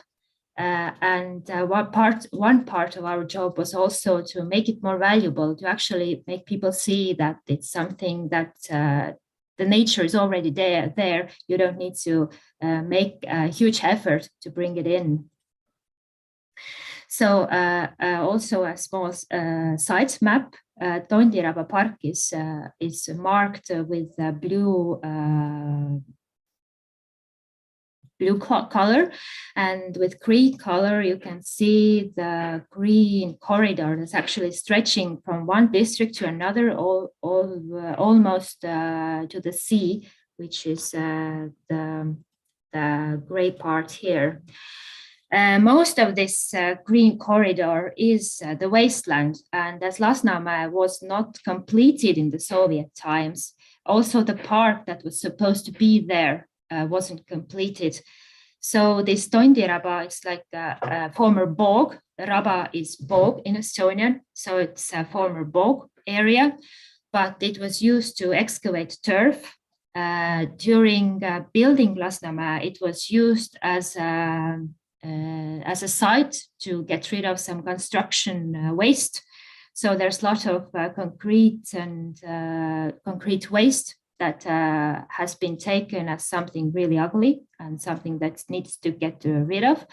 And before us, this park or this place was actually meant to be a golfing area. But we're really glad that the city redecided and not decided to do a golf area there, because it was really rich already. The site was really rich already. So what we did before we started to work, there were lots of surveys. We did something for plants, for bumblebees, amphibians, and birds. So just to figure out what are the strong potentials of the area, and just to emphasize again that something that looks derelict is actually not, and maybe it could be a really biodiverse place for other species in the city. And as we are talking about plants in this session, I will concentrate on this part. So this is just a sketch of the plant survey that the botanists did for us. The green marks the forest area, which is considered valuable. But the other parts, the brown parts and the striped part, is considered botanically not valuable. So botanically, it's kind of nothing. But if you have to put it in the context, you have to put it in a context where it's very tense urban area. So all this interaction with nature that is maybe botanically not so important is actually, it was really, really important for the inhabitants of Lasnamäe themselves. It was probably one of the few places where people could engage with nature or see how the spring comes or when the fall comes and when it's winter. So we decided that this part is also valuable. This is something also that we want to promote. Yes, someone has a question. No hand? I think we can leave questions for when you finish presentation. Okay. And collect them. If there is some technical, then please write in the chat, Rita. Okay, let's do so. The thing about this wasteland, if you really go deep in, of course, in a classical botanical way, it's not something that needs to be protected. But again, in this context and in this area, it was something that was evolved already 20 years, 30 years. So there were some ecosystems already that were really strongly there, and the local people engaged with them very strongly. So we digged in really close and tried to present also these values as well. So and say that this also needs to be protected and needs to be there. In order to do so, this is a map of for builders, the building restriction areas. So this was something that you couldn't enter with tractor or with the heavy machinery. Some of the areas are those areas that weren't listed in the botanists' map as valuables, but we did so. Of course, it didn't succeed this protecting these places so well as we firstly hoped. Although we made the map, although we were on the site, still some of the places were really torn over, or some of the plants were really destroyed. But we managed to regenerate most of those. We also did a map for maintaining, because one of the things how you can increase biodiversity is by maintaining the areas, also the wasteland areas in the right way. Mostly those wasteland areas have not been maintained over whatever years, 5, 10, 20. But if you start to maintain them, like mow once a year, the biodiversity actually rises up. And some of the plants that are already, the seeds are in the soil, they have the chance to raise. And this is one of the ways to increase the biodiversity in those areas. So the dark green is a forest area that doesn't need to be maintained mostly at all. And we also made the difference between mowing or maintaining the grass areas once a year, twice a year, or 3 times a year in a vegetation period. It all depended on the character of the area. Those that were very close to the activity parts are maintained more often. Those who are more like forest or meadow areas, those are maintained less. So, and another method that we actually did to increase the biodiversity, because what botanists told us is that the biodiversity is quite low. It could be increased, and one method was maintaining it right. And the other thing was actually doing more meadow areas, which is also to support the ecosystem in a larger meaning. Meadow plants are also good for bumblebees, for butterflies. So it could also bring in this sort of life in the park. So we planned 40,000 square meters of those meadow areas, and there were 2 methods doing so. One thing from the seeds, and the other method was from pre-grown meadow mats. So the seeds were grown locally. This is an area near Tartu. There's a small company that actually grows and picks or collects the seeds. Some of them are picked from the local meadows, and some that are they have these flower beds. They actually grow these seeds. So yes, the meadow was all Estonian nature-based, and the seeds were collected in summer, during summertime, and in the springtime the meadows were done in Tondiraba. The problem was that this summer was really hot, so it couldn't be done as we actually planned.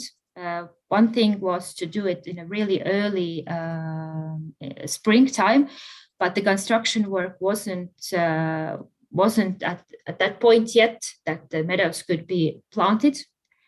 So it couldn't be done then. It couldn't be done in the summertime because there was no water.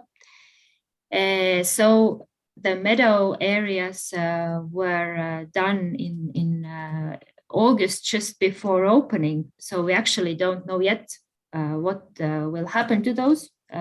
We have to survey this, see what will be there. And the main problem that I would say doing this thing is actually the lack of knowledge for those who actually need to put the seed in the soil. This is a kind of a big problem, and also there's a problem of this mindset that if it's a park, then it needs to be really grass, like a golf grass. So there wasn't even really a problem during doing a project, but when the builder saw this, that they had to see this, they had to do this. Then we had a lot of discussions why. We had a lot of meetings. Why is it important? The seed is so expensive. We can just use something that is less expensive. We can also bring it from other countries, but finally we managed to convince them that if the project sees this, then we have to go through with it.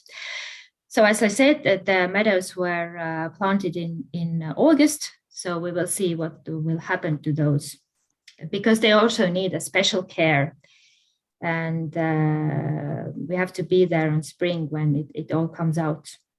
And the other methods, and we use this big meadow areas for actually areas that were really torn apart, or that the really large areas were done with the seeds, like this, for example, all these dark areas, or this soil areas that you see here in the picture. The seed is has been put in the soil, so you can't see it. But those large areas, the meadows were done like that. And the other method is pre-grown meadow mat. That's also they do it in Estonia. They grow it, but it's kind of an experimental thing yet. So I think they haven't grown, or they haven't done anything like that in that large scale. So that was also quite an experimental, but also these meadows have been planted with Estonian seeds, and they do it like a regular grass mat when you have to move it. As you can see in the picture, they just roll it in, bring it transport it to the site, and then put it on the ground. And just a picture of how it is done. So the darker or the brighter green is the mow mat, but the meadow mat is like the center one. So we have this conception that in smaller parts, or the parts that were actually really in active areas, So in order to have this effect right away, we will use this meadow mat, pre-grown meadow mat, and we will put them, the meadow mats, in the middle of the planting areas. So the edges, they really wanted to mow. It says it's really important for the maintenance. So the areas were done with the regular mow mat, and the center part with a meadow mat. And for transportation, they had to cut the mat. So it was also mown before. So again, this is a picture from September, I guess. So we have to see in the springtime what will happen or what will be there. Because the meadow mat also needs special maintenance. So one part of this project is our work, figuring it all out. But if you consider plants, or if you think about plants, the afterlife of the project is much more important. And the competent people taking care of it is actually the biggest part of succeeding with the park. But the main idea was that if we have to do some active areas, this is a cafeteria area, and also play area, that we have to take some of the wasteland and put the playground instead. So this was one way of compensating this wasteland look, and also this wasteland biodiversity, to use the meadows and to use the meadow mat just to put there even more biodiversity than there was before. As I said, there were two approaches with the planting: appreciating the existing plant cover and adding new species that weren't there before, but that would really help to boost the ecosystem, and that would help bumblebees and butterflies and small insects to be like a more better food area. So, and I think I'm about to start to finish. So this is how one part of how the area looked before. So we did all of our best to just to keep all the small trees and the moss and grass in the cracks. And this is how it looks after opening. So usually those big parks, we were lucky actually that the planting was already there, that the nature was actually already there. So we just had to put some of the playing and activity equipment in, because usually the planting takes 10 years actually to evolve or to grow. But we were lucky enough that the nature was already there. So in a way, it's already ready. And this is a picture taken, I think, 2 days before opening. So therefore you see the cars and no people. But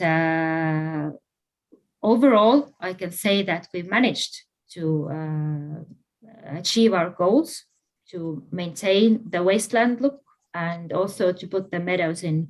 But as I said, as it was opened this August, we will see next spring what's left of it.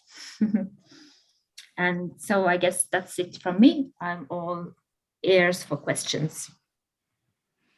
Thank you, Merle. I think we need a continuous seminar where you can tell us what happened in 1 year or 2 years or 5 years. Precisely. So we are open to questions, because Merle was pretty much in time. Przemek, you have any questions, or anyone else? Again, maybe some comment that the experience with indigenous plants we all have, that we know nothing about them.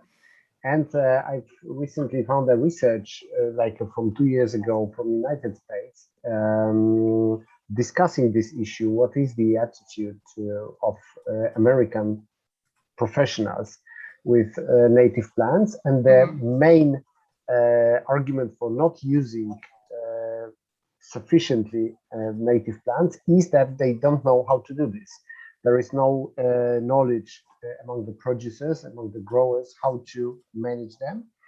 And I may say that I also have exactly the same experience, what to do, how to arrange them, in how early ahead of organization of construction of the project, the plants should be pre-ordered to really have sufficient amount of plants for the design. So this is widespread knowledge, and I think maybe within the IFLA Europe we should start this discussion on broader context, though we have to be aware that like individual people are looking for something which is more ornamental. So these are two different words. We understand that we should plant something which is native, but not necessarily so nice and attractive, while demand, public demand, is for beautiful with big colorful leaves, big colorful flowers. If they are also attractive for pollinators, then great. We can show up that, okay, we are so sustainable, but really people are longing for more colorful, more dynamic plants. And this is maybe a reason that we should broadly act, or broader act, to convince people to promote this native vegetation.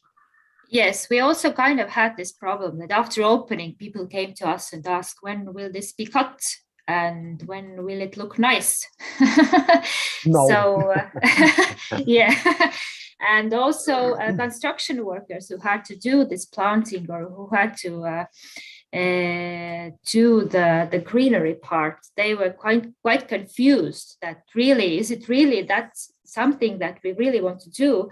Or what will happen after opening, or what will happen in the opening ceremony if the mayor comes and see this unattractive greenery? What will happen then? And we had a lot to do to convince the construction workers that this look is okay, and this is something. This is a nature park, and this is the native nature, and you have to live with it. What about the mayor, Merle? Was he very much astonished? With the mayor, we also, well, one thing with the park is that it was one of the main, well, we had elections, local elections in Estonia and also in Tallinn. And I think what's the plus of this park and also a minus of this park is that it's something that mayor actually promised for the people of Lasnamäe, that it will be there. So the minus is that the construction works were really in a hurry. We had to do the projects really in a hurry. But the plus is that everything that was in the project was really seen that it has to come through. And the mayor, as it was its like own baby, that's something that he promised. He was actually coming to the parks throughout the building or construction time, and we had the time to explain what we are doing, and we had the time to go actually in these sites. He had to give some interviews to the local media, and also we explained them what we are doing. So he was actually saying that this is the nature, this is local nature, and I think it worked out quite well. So it was kind of like a communication project as well. Very good. I'm really glad to hear, and to make that kind of pilot or pioneer projects is really important to move on with this mindset changes. Thank you very much, Merle. And can I one question more? Sure. Because this was like maintenance design. So how you communicated it? Because from one part you said that there will be these maintenance guidelines, and how do you feel? City was happy to take it? Then yeah. No.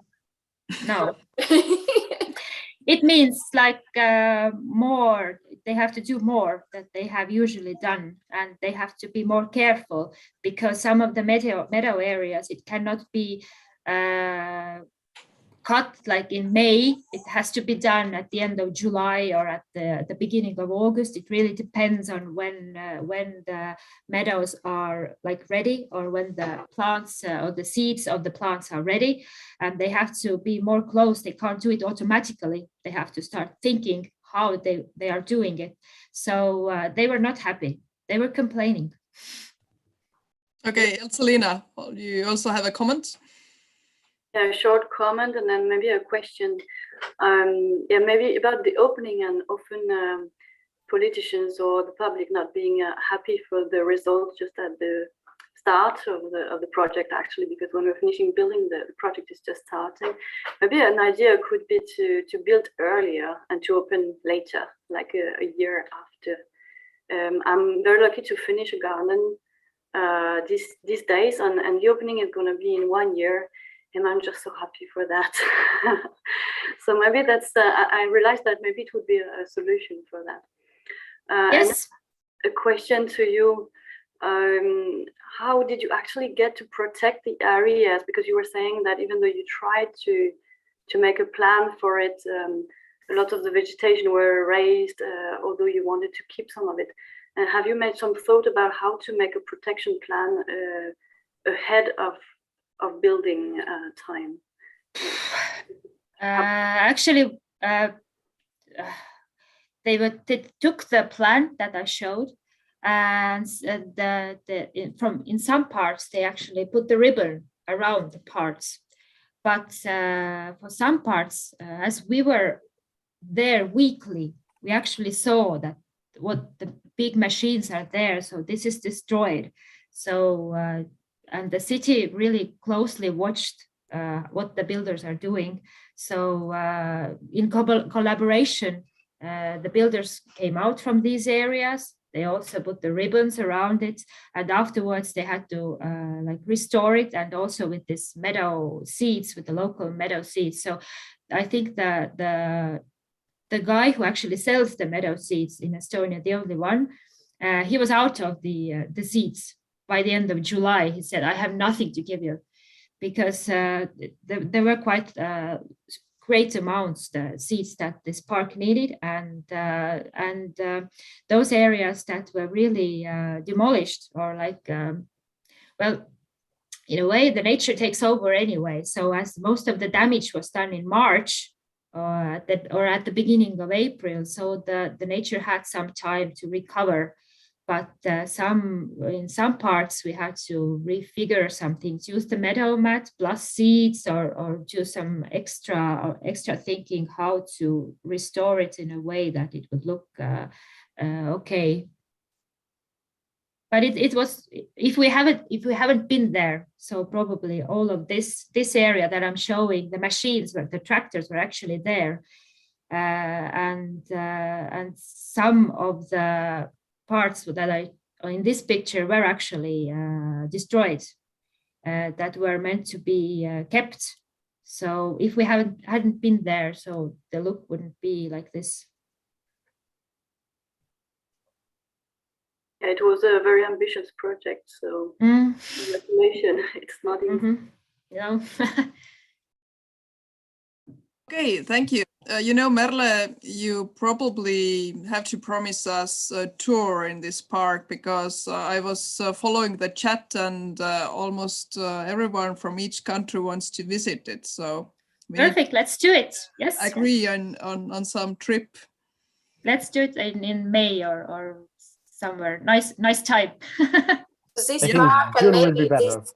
Yes, and to this park, and maybe to Tartu, this seed, to this seed and meadow growers, so we can. Yes. Tartu also, I think you have some examples you shared. Yes. So perfect. Yes. We are welcome you with both hands. Please come. Good. Thanks. Thank you. And I know you are in a hurry, Merle. So also goodbye, and then see you. Yes. Thank you so much for having me. Sure. And now, Elsalina, are you ready to tell us about your experiences in Denmark? Yes, and I will try to share my screen as well to start. Sure. Can you see a PDF file? We can see a man with a cowboy hat. Yes, and that's. Maybe you can make it a little bit bigger if you can. Yeah. Oh, it's weird. Let me try again. No, it was good. It was a bit like not really the right size. Try Control L. Yeah, I would do that. Thank you. It's always tricky, even though we have tried it several times, many times. So I'll try again. Can you see it now? Yeah, looks. Yes. All right. The man you see here is Gilles Clément, and I would like to thank you, especially Indra, for inviting me to hold this lecture. And it started all in the south of Spain this October, where Indra was asking to tell a bit more about my teacher, Gilles Clément, and his approach on planting design. So this lecture will be mainly about his work and his approach and how I try to use it in my own work. Unfortunately, there's too much to say about him, and not many know about his work. So I've used most of the time here. I think I will use most of the time to tell about the different concepts that can inspire us and how relevant they are today, more than showing concrete examples on plantings. And that could be the theme for the second part of this lecture, but it would be too long if I go too much in detail. So I apologize beforehand. But for those who don't know me, I'm Elzelina Van Mel, and I have a small practice in Copenhagen. I'm French originally, and I moved to Copenhagen more than 10 years ago now, in 2008, for studying. And now I established my own practice, and I am also teaching at Copenhagen University. The reason why I will speak about Gilles Clément is because I got taught by him, and his work and his teaching has influenced me very much. Unfortunately, as you may know already, there are very few books who are translated in English. And when I taught my students, no one could relate to his work. As you know, at the university, we have to refer to books and to theories. And when they are not translated in a readable language, like Danes don't read French, most of them.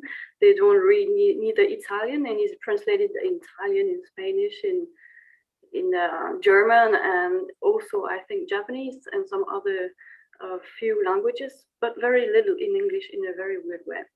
So you may know maybe this book about the projects he've made since the 90s, the Planetary Gardens. And there is another book who is called The Planetary Garden and Other Writings, who is a bit more recent and who's a bit more about the theory and the concepts of his basing his work.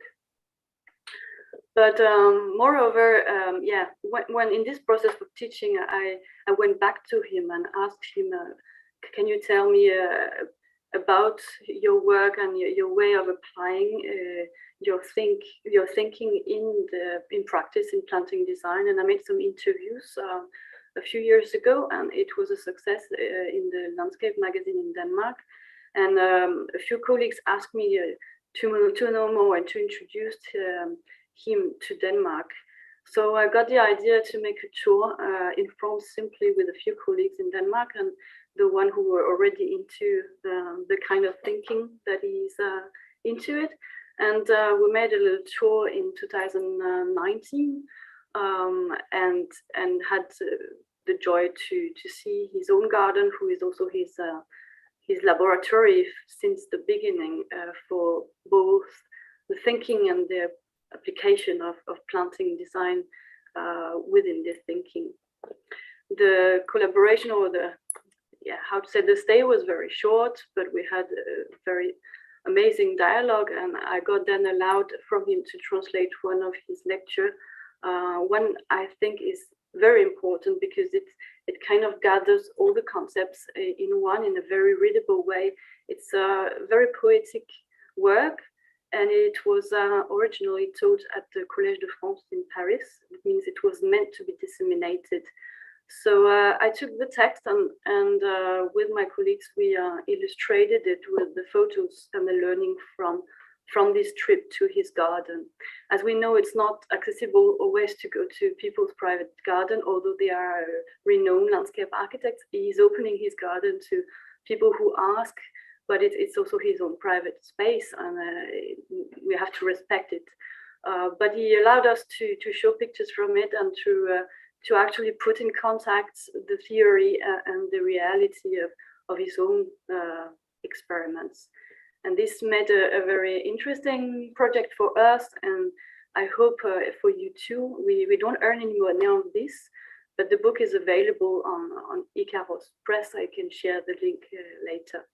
It's illustrated also with his own documents. There is a few drawings who also show how he's able to switch from an abstract thinking to something very concrete.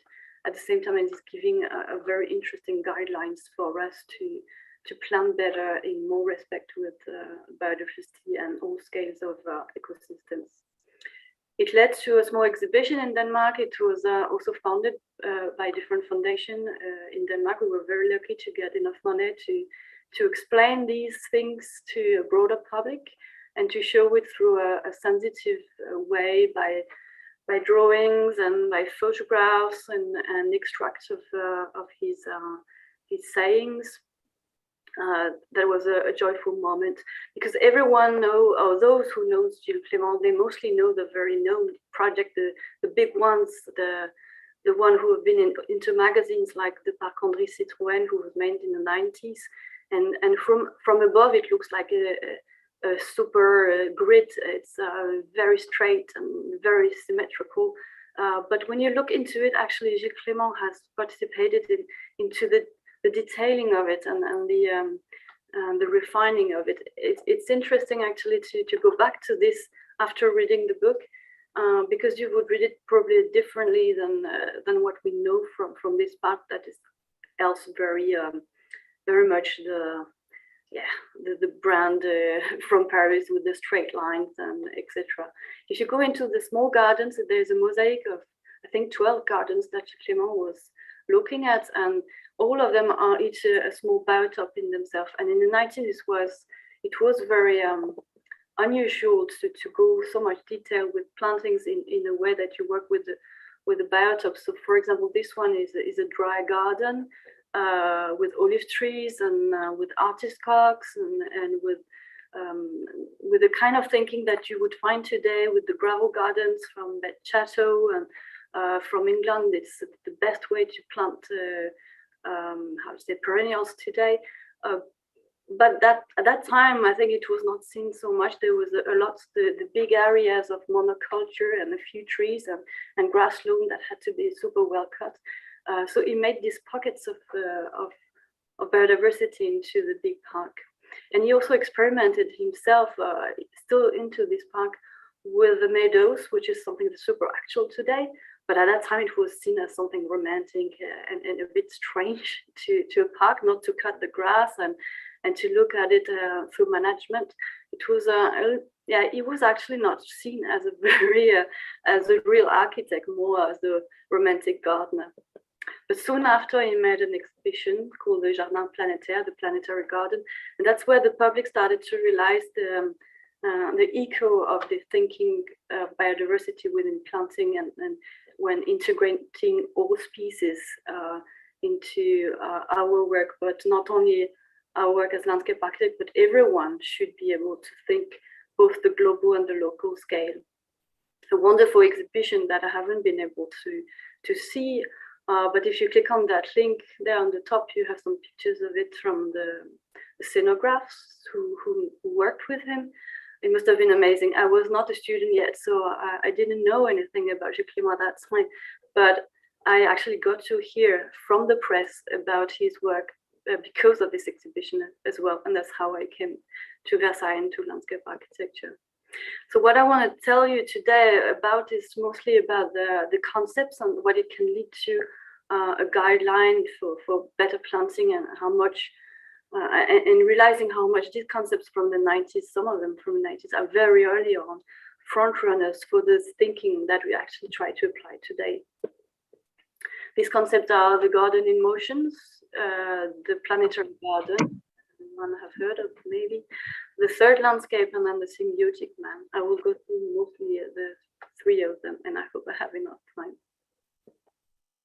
I'm gonna cite him also because he's really good at telling his own with his own word what he's willing to do. And one of the main theme, or the main the core object in his thinking is this immersion. He's saying, I'm presupposing that we are part of it and not individual creatures separated from her or in the midst of her in a superior position ruling the world. My hypothesis is rather than we are in a state of immersion. And I see that as a really much the core of his work. And when you see pictures of him working, he's always into it. He's always physically involved in the garden. But even in Parc Citroën, he was doing the management himself, showing the gardeners how to do it, and how to involve exactly with the different management. The one we're fighting with today to plan and to give away once we have planned a garden. So he tried that in his own garden in La Vallée in Creuse. And that's the way also he was communicating about his thinking, like showing these pictures of him at work, in contact with the plants. And you can see there are also a lot of plants that are actually considered weed. You have this Caucasian Umbellifera that everyone hates, and you have digitalis that are moving all around. You have blackberries, and he started actually working with a natural area in his own garden. It was an area he used to go as a kid to chase insects and look at insects. Gilles Clément is also an entomologist. He is not only a landscape architect and a gardener. He's really looking at things as a naturalist, and his knowledge of animals and plants made a possibility for him to encompass all this ecological thinking within his way of acting. I like to see also, to show the state of immersion, his way of thinking is really much seeing the gardener as part of everything and not dominating it, trying to work with it and not against it, but still working quite a lot. And it's quite interesting to see that often people think about Gilles Clément as the person who is saying, let nature do, and so on. And yeah, let nature do, but it's not don't do anything. Don't do anything at all. It's more do it together with it, not against it. And we know as a gardener we can have a lot of impact on the different way of doing it. And I think these illustrations are amazing. It's a collaboration with an illustrator he made on a book that is called The Big Garden. And here is another way of illustrating the gardener: planting, organizing, choosing which seeds where, and putting things in line. And we know that there is a big gap between this romantic idea of working with wild nature and be able to actually accept it in our project and integrate it in our project, and where the way we work, which actually often end up erasing everything and make a big field that is totally clean, and then come with new seeds into it and new species, and we have a hard time actually keeping anything from the existing reality. So the question for him, and another core idea, is the diversity, is how we human can live with the prevailing diversity, and how that diversity for its part can live with us. Because now the question is how we can let other species live with us, not how we can live with it. We want it, but how we to bring it back. So biodiversity as a building block, as a starting point, is telling a lot about these living beings. The vivant in French is a concept that is very difficult to translate in English. It's basically all living beings on the planet, including us. And then he's questioning the role of humans within that diversity and how we can act. And planting design is, of course, one of the places where we have a major impact. And then other concepts are coming back, like the ecological finitude, the idea that we know now that the planet has an end and all the resources have an end, and how we accept that and integrate it in our process. Then there is this planetary intermingling that is into the planetary garden thinking, meaning that we have now a mixing of species and interaction on the global scale that impacts the local vegetation. And for him, we have to accept it and be part of the game and just be aware of it. And then the anthropological influence, how our impact can become a positive one by being responsible and have a commitment towards it. And at the end, being beyond aestheticization of planting and accept the way of nature, the free growing part of it and the part that we cannot control, and bring it in as a part of our design. So if I go through the planetary garden, I think for him it's very much an idea of a consciousness that we have now, a global consciousness. We are not just conscious of about our local surrounding. We are conscious about the different influences that come from a much larger scale. Sometimes we are even more aware of the larger scale than about the local scale. It's more difficult sometimes to know about our local area and the resource we have just around the corner than globally. And if we bring all the ecosystems together, I think that's the idea of the concept of the planetary garden, is that we are now able to realize all the types of ecosystems that are on the planets, the different dynamics that there are. And if we bring them together, it creates a big garden. And basically it's an image of the garden. The planet is kind of a garden, because we bring different parts of the world into a very small enclosure. So it's kind of thinking these two scales together. And he's saying again, the limits of the planetary garden do exist. They are on the very limits of the biosphere, from the top to the troposphere to the first layers of the lithosphere.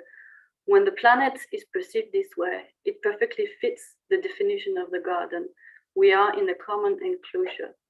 So realizing that the planet is now our garden, it's a bit back to this illustration where we are at work everywhere, and we have to do it with respect. So the starting point from the planetary garden is the whole Earth monitored and scientifically, physically known. It's this global awareness of a biological reality that influences our local reality, and also be aware of the planetary evolution. And that we cannot control all influences. And there is here a big debate about the invasive species, for example, and this discussion with the local species. Of course, we should work with local species, but is this rational to push away species that are most suited to a site that is nearly too poor to be able to accept local species? Are there not a role made by non-local species when they are the only one who grow a place where we have destroyed the base for an ecological freedom to grow? So here the garden is a privileged place for planetary interference and encounters, and he sees the gardens as having a big role in arranging these meetings that can be fortunate and not controlling, but like arranging it among the species and contribute to this big mixing process that enhance biodiversity and help everyone. This mixture is also visible in the style. In the recent years, I cannot see, it's from the 90s as well. He mixes a lot the type of plants, these that are suitable for the site and for the places, and then also it's interesting to see the contrast that he's not afraid to use. Here we have the buxus that are well shaped and mixed with very grass-like perennials that are very free growing. He's accepting this mixing of style within the planting design as well, and it's very much a mark of his thinking and his work in many of his projects. Here we have the example school in Lyon, the superior school in Lyon. You can see also in early time he is also using trees that are dead and elements that are also free growing type of trees that are rather pioneer and not horticulturally only accepted. And it's something I use also in my work, especially with perennials, and especially when going back to naturalistic planting design. Today, I at least try to work mostly with the site condition, and when planting, the idea is to create a most resilient, the most resilient as possible type of planting community. So here we are planting with my colleague a garden in the north of France, and it's the soil and the position of the site that is north orientated that is also designing the plants that we are going to put. Then the plants are coming from local plant school. I think that's one of the preconditions to be able to get it to work, and not to bring plants from I don't know, Germany, south of Germany when it's for the north of France, or Holland if it's for the south of France. And actually, we're very surprised to find amazing plant nursery just around the corner, only 30 kilometers away. So there are also plants that are not native from France, but they are grown in France, and they are also meant to evaluate with the site. It's a site that is very north orientated. Is not very light, although it's very open. There is a lot of forest around it, and it's very fresh. So we try to create a community that will be able to evolve and accept also within the management that some of them are going to grow very much at the beginning, but go away as soon as the site gets more shadow, because we have planted a lot of trees around it. That's just an example of the way I can apply some kind of planetary thinking. Then if we go further, I hope I have a little bit more time. Another important concept of Gilles Clément is the garden in motion. And here it's how you orchestrate nature's genius, or let it work, not go against it, but actually work with it. The starting point and the inspiration is actually places like what I don't remember her name now. Tele, I think. No, not our colleague from just before from Estonia was Merle. Merle, yeah. The way she was, the kind of sites she was showing. There are leftovers in the landscapes, but they are also a very dynamic landscape, very healthy landscape, and they are places where you can see how nature works by itself, and often it's the way the plantings are the strongest. So these are influencing his thinking, and also especially the physical movement of life in the ground, not only animals, but also plants, how plant behavior can influence our work, and especially how we should choose the plantings according to the plant's behavior. It means to look at short and long-lived interactions, exactly like thinking, okay, our plant now, it's going to look in a certain way today. It's going to have a plant cover and maybe some animals, and these animals coming up. But at the end, I also need to plant long-term species that are going to take over, and then I have to communicate that some of the species are going to go away, and that's the natural dynamic of the project. So that natural dynamics are leading the shape, not the reverse, and that's a very difficult thing. Generally, every concept of Gilles Clément are very difficult to communicate and to be integrated by the public when we face this kind of thinking, like Merle was saying, oh, but it has to look nice for the opening, and what about next year? What shall I read, and what are the management plan can be quite a difficult thing when it has to be dynamic. But the landscape architects and the gardener are contributors, and in this thinking we have to accept that we share copyright with nature. It means that we cannot control it all. Louisa Jones is a woman who has been writing and studying a lot the work of Gilles Clément. She talks when thinking about the garden in motion about a new form of gardening. It's actually much more of a gardening than a planting design approach, I would say, because it includes the gardener very much. But she says also it's a theory which aims to redefine the place of man in nature. And the place of man in nature for him is to bring him back as a gardener, to not just be a planner or somebody who wants to control and take over completely, but somebody who approaches sites by observing and by acting very aware of these dynamics. And it ended up somehow being a kind of design by management. I think design by management is maybe the future of planting design, actually, because the evolution of the sites, we know all that when we have finished our work as a designer, the garden is starting. It's only the beginning of the garden. And then it's the managers who take over, and the relation with them are the most important. And that's the way Gilles Clément does also in his own garden. When a tree falls off, it's not always a problem. Maybe you can take it as an advantage, and then you get actually a group of trees out of it. This is an example of Notophagus, who fell off in the garden and who makes a beautiful base for at least 8 new trees. But upon his own, beside his own work in his own garden, he is also communicating this thinking, especially because it's very difficult to apply if we don't have gardeners who are educated and aware of this way of thinking and this way of evaluating with projects.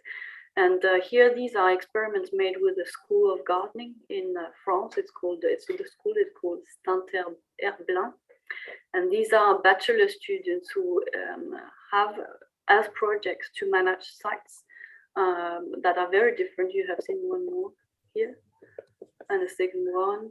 And it's very much the way Gilles Clément works himself. Again, engaging physically into the site and thinking, okay, from time to time, the site can be different because the vegetation grows, because they are pioneers, because they can be cut, because they cannot be cut, because the soil is wet or the soil is dry. And suddenly the conditions are changing, and actually the garden is changing as well. So the management is one of the major things also to think about ahead, but not just by planning, maybe just by meeting the garden team, inviting them on the site and discussing how we can do it before we actually start to draw. He's saying in such a piece of land, the existing source of energy, growth, struggle, shifting, exchange do not encounter the obstacles usually set up to oblige nature to yield to geometry, to tidiness, or any other cultural principle. This energy encounters the gardener, who attempts to shape it to his advantage without altering its dynamic, to do as much as possible for and as little as possible against is a resume of the garden in motion. So it's not saying that you shouldn't do anything, it's just you should do it with and work aware of the dynamics of each plant and the way they can develop. It's something I try also to work with. It's super difficult, especially when working with private gardeners or like private gardens owner who are not gardeners yet. But some people want this a bit more wild look in gardens, and trying to install biodiversity in a small space is also an interesting challenge, and especially when you go through a detailed scale as a private garden. And in this example here in Copenhagen, we have tried to look especially at how ground cover can be making a major part of this garden, and how it can take over the path and create this look by merging with the more mineral parts, like the small paths. So growing with installing layers is also a way to very fast take over with the green layer, with the the green parts, like I had to say, you have a very dense plant cover, and especially by the installing layers. So here we have, for example, Leptinella, which is the small plants growing in between the stones. And that is very, very short. It's only a few centimeters high. And then you have into it planted perennials like how do you call that, ferns and forest poppies and yeah, now I have to refine my names, and plants that are also very much fit to shadow, because this garden was very much a shadowed garden. Another way of working also, if you look at here, is to work on in a three-dimensional way. And climbing plants are amazing in that way. They don't ask for so much management, and just as much as green covered on roof, it's places that can mean a lot for biodiversity. Yeah, but trying to suit the site with the plantings. Yes. I think we are a little bit now running Okay. into time, so I try to shorten then. Yeah. So to go to the last part of it is actually when we actually shoot to not do anything, and it's the third landscape. It's the concept of the third landscape.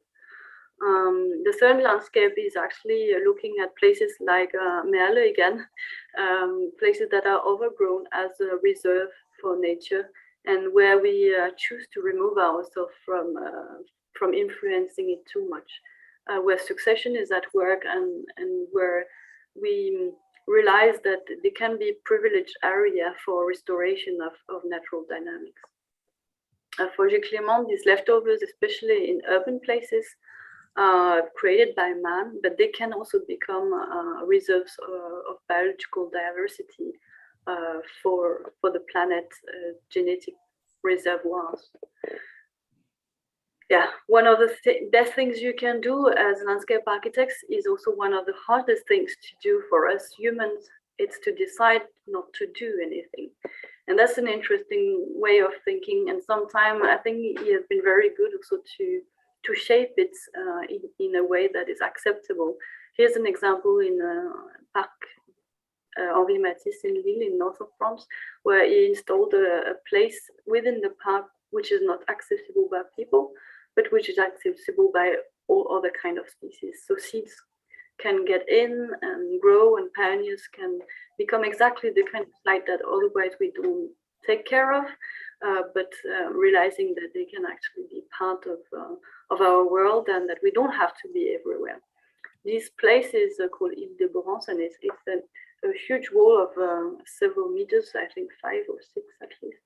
And then it's full of soil, and then the vegetation spontaneously grow since the 90s, I think. It's only looked at by biologists once a year for doing vegetation and fauna surveys.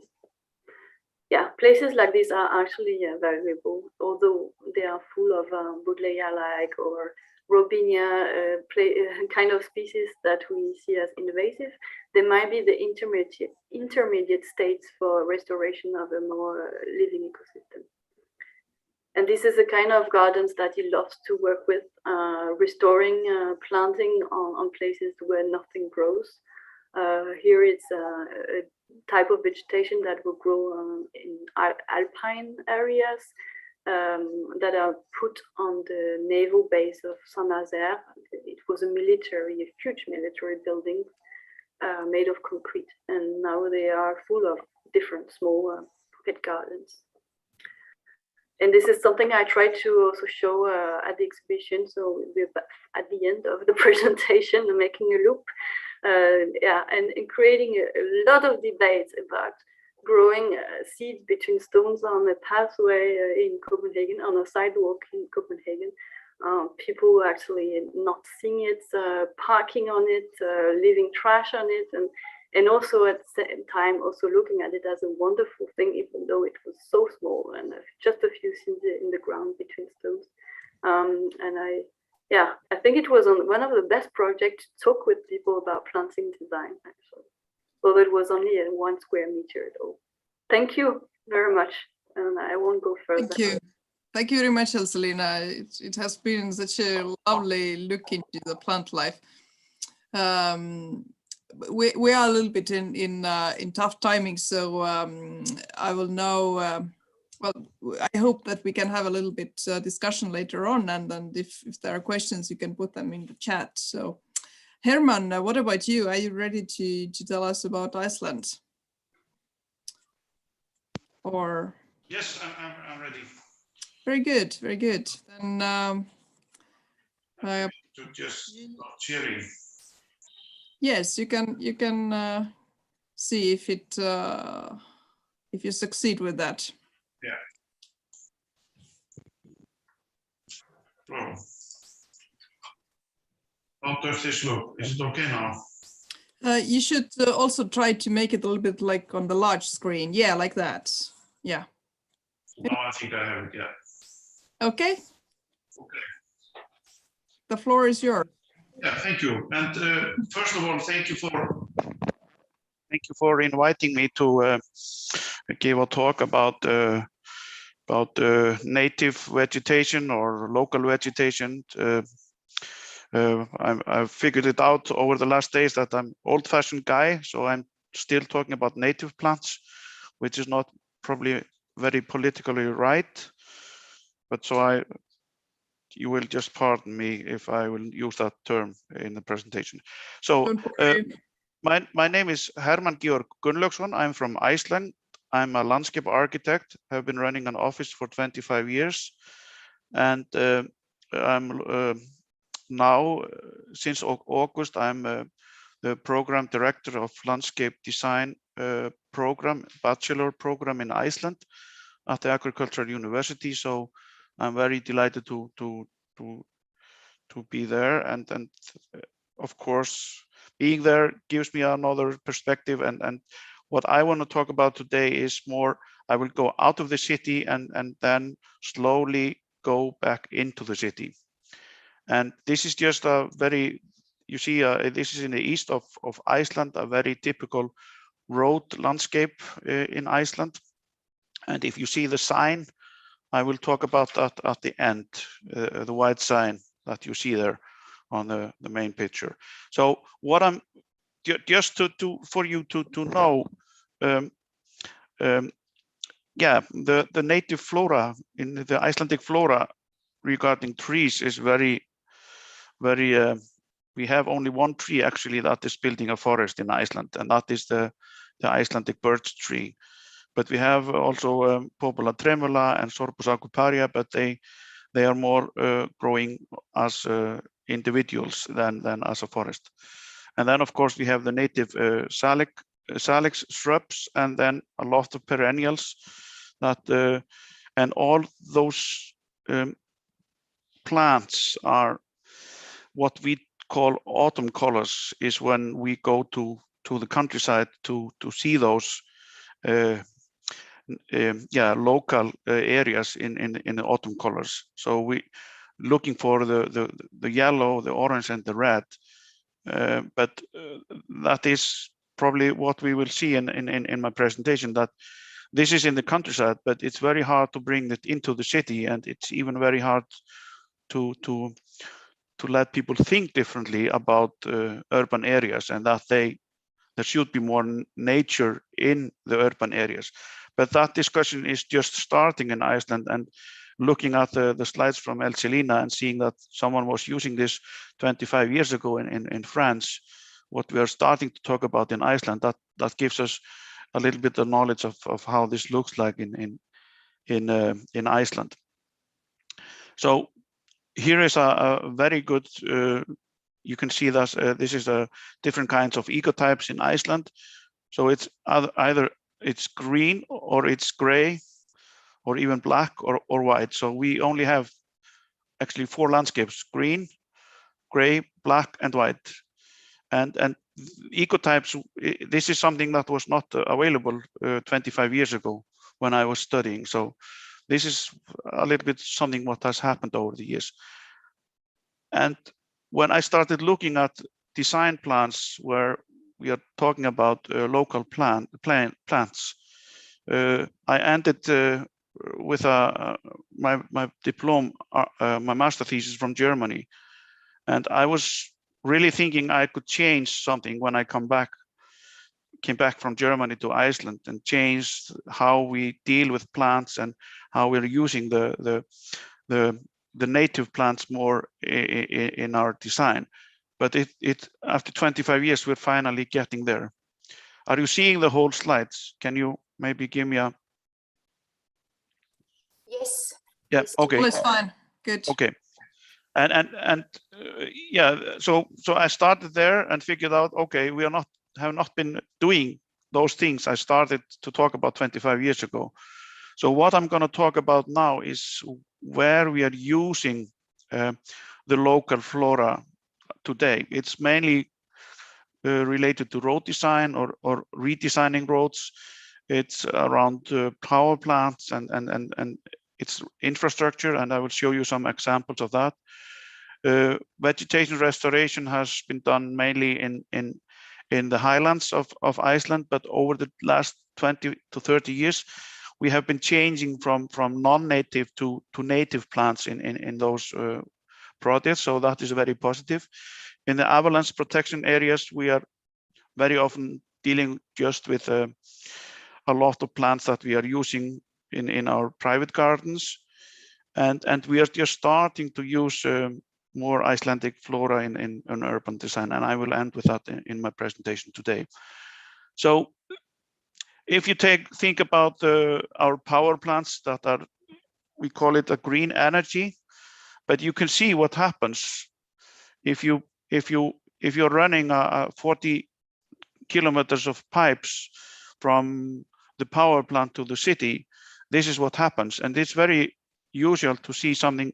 If you look at the slides here above, this is after the pipe is there, and then you see how they started to use material from somewhere else or close by to make it a little bit more green. And then on the big picture, you can see how this looks like, and it looks like for me as an Icelander, it looks good.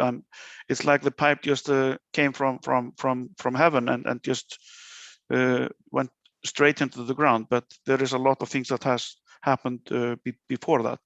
And this is a power plant station that is owned by the city of Reykjavik, and one of the past students from the Agricultural University has been working a lot with those issues and how you deal with those things, and actually been doing a lot of research and a lot of projects related to the power plants. And she even managed, her name is Magnea Magnusdóttir, you can see connections to her here. And it's really about that, she's on the picture, and it's really about to use the local moss and put it on the soil that you have damaged or changed. But the best way of doing that is to bring a sour milk, to mix it together and just throw it on the soil after the construction has been going on. So, and here you can see a list of several things that you can do when you are revegetating some areas, and of course this is something that we have seen today, and this is something that we have been doing over the last years. And removal of turf is one of the things that I will also tell you a little bit about. So those are the methods that you can use, and this is the working process. It's really about going out there, not so far away from the site. What is though very important is that you have to take care of it, that you're not taking any invasive plants in those turfs from the moss with you. So because if you do that, it will of course grow where you put it on a new site. And it's really about this, just mixing it. It's just the same thing you take for a breakfast.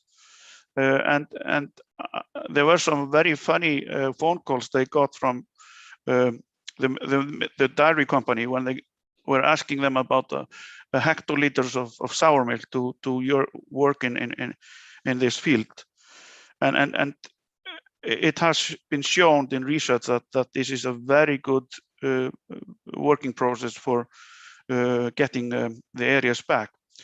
And this is an example from Agnea and another colleague of her.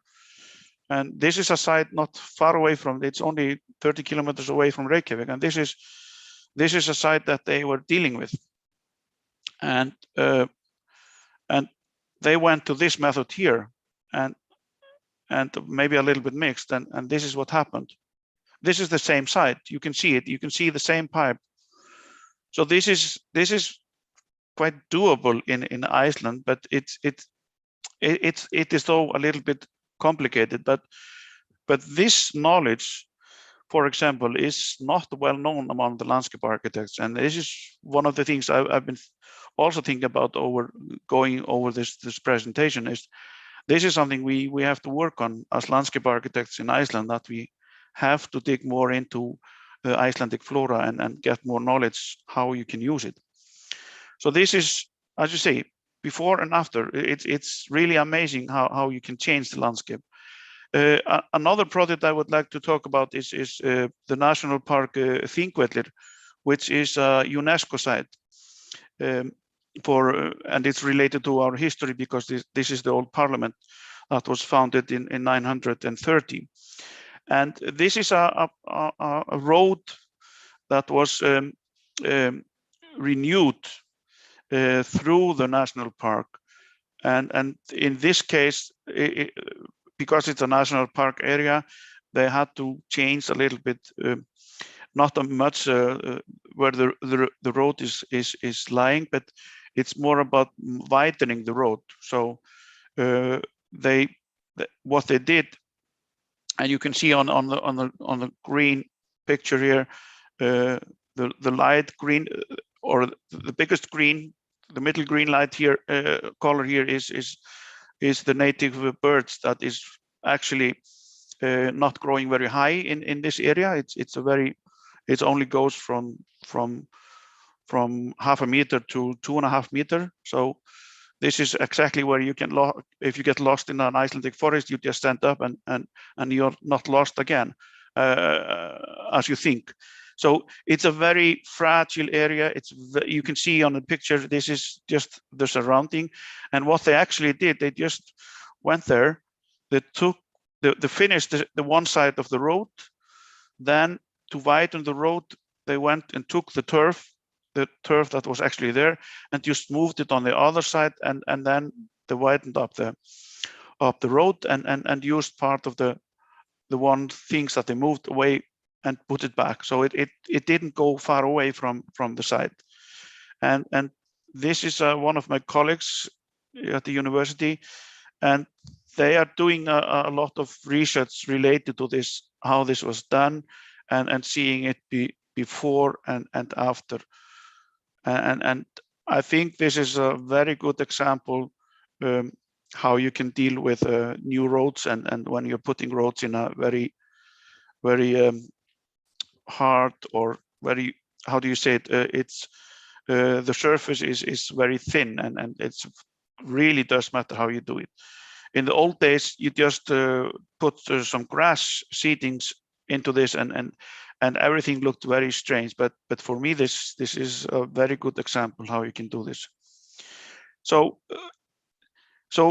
from there, there was, at that time when this was being prepared, there was a landscape architect that just finished his his master thesis in Sweden, Icelandic landscape architect, and she wanted to put more of the Icelandic vegetation into the city. So she was her master thesis was about how you increase biodiversity in the cities, and put it in so she put it in a case study for Reykjavik, and it looks like it's very hard to sell this idea to authorities in Reykjavik, but maybe we are coming now to the point, and I will show you that a little bit later. So what Hrönn Hafliðadóttir did was she took one site in Reykjavik. It's around 60,000 cars driving from the east to the west every day. North is up on this picture, so you can see the main traffic is coming down here and going towards the city.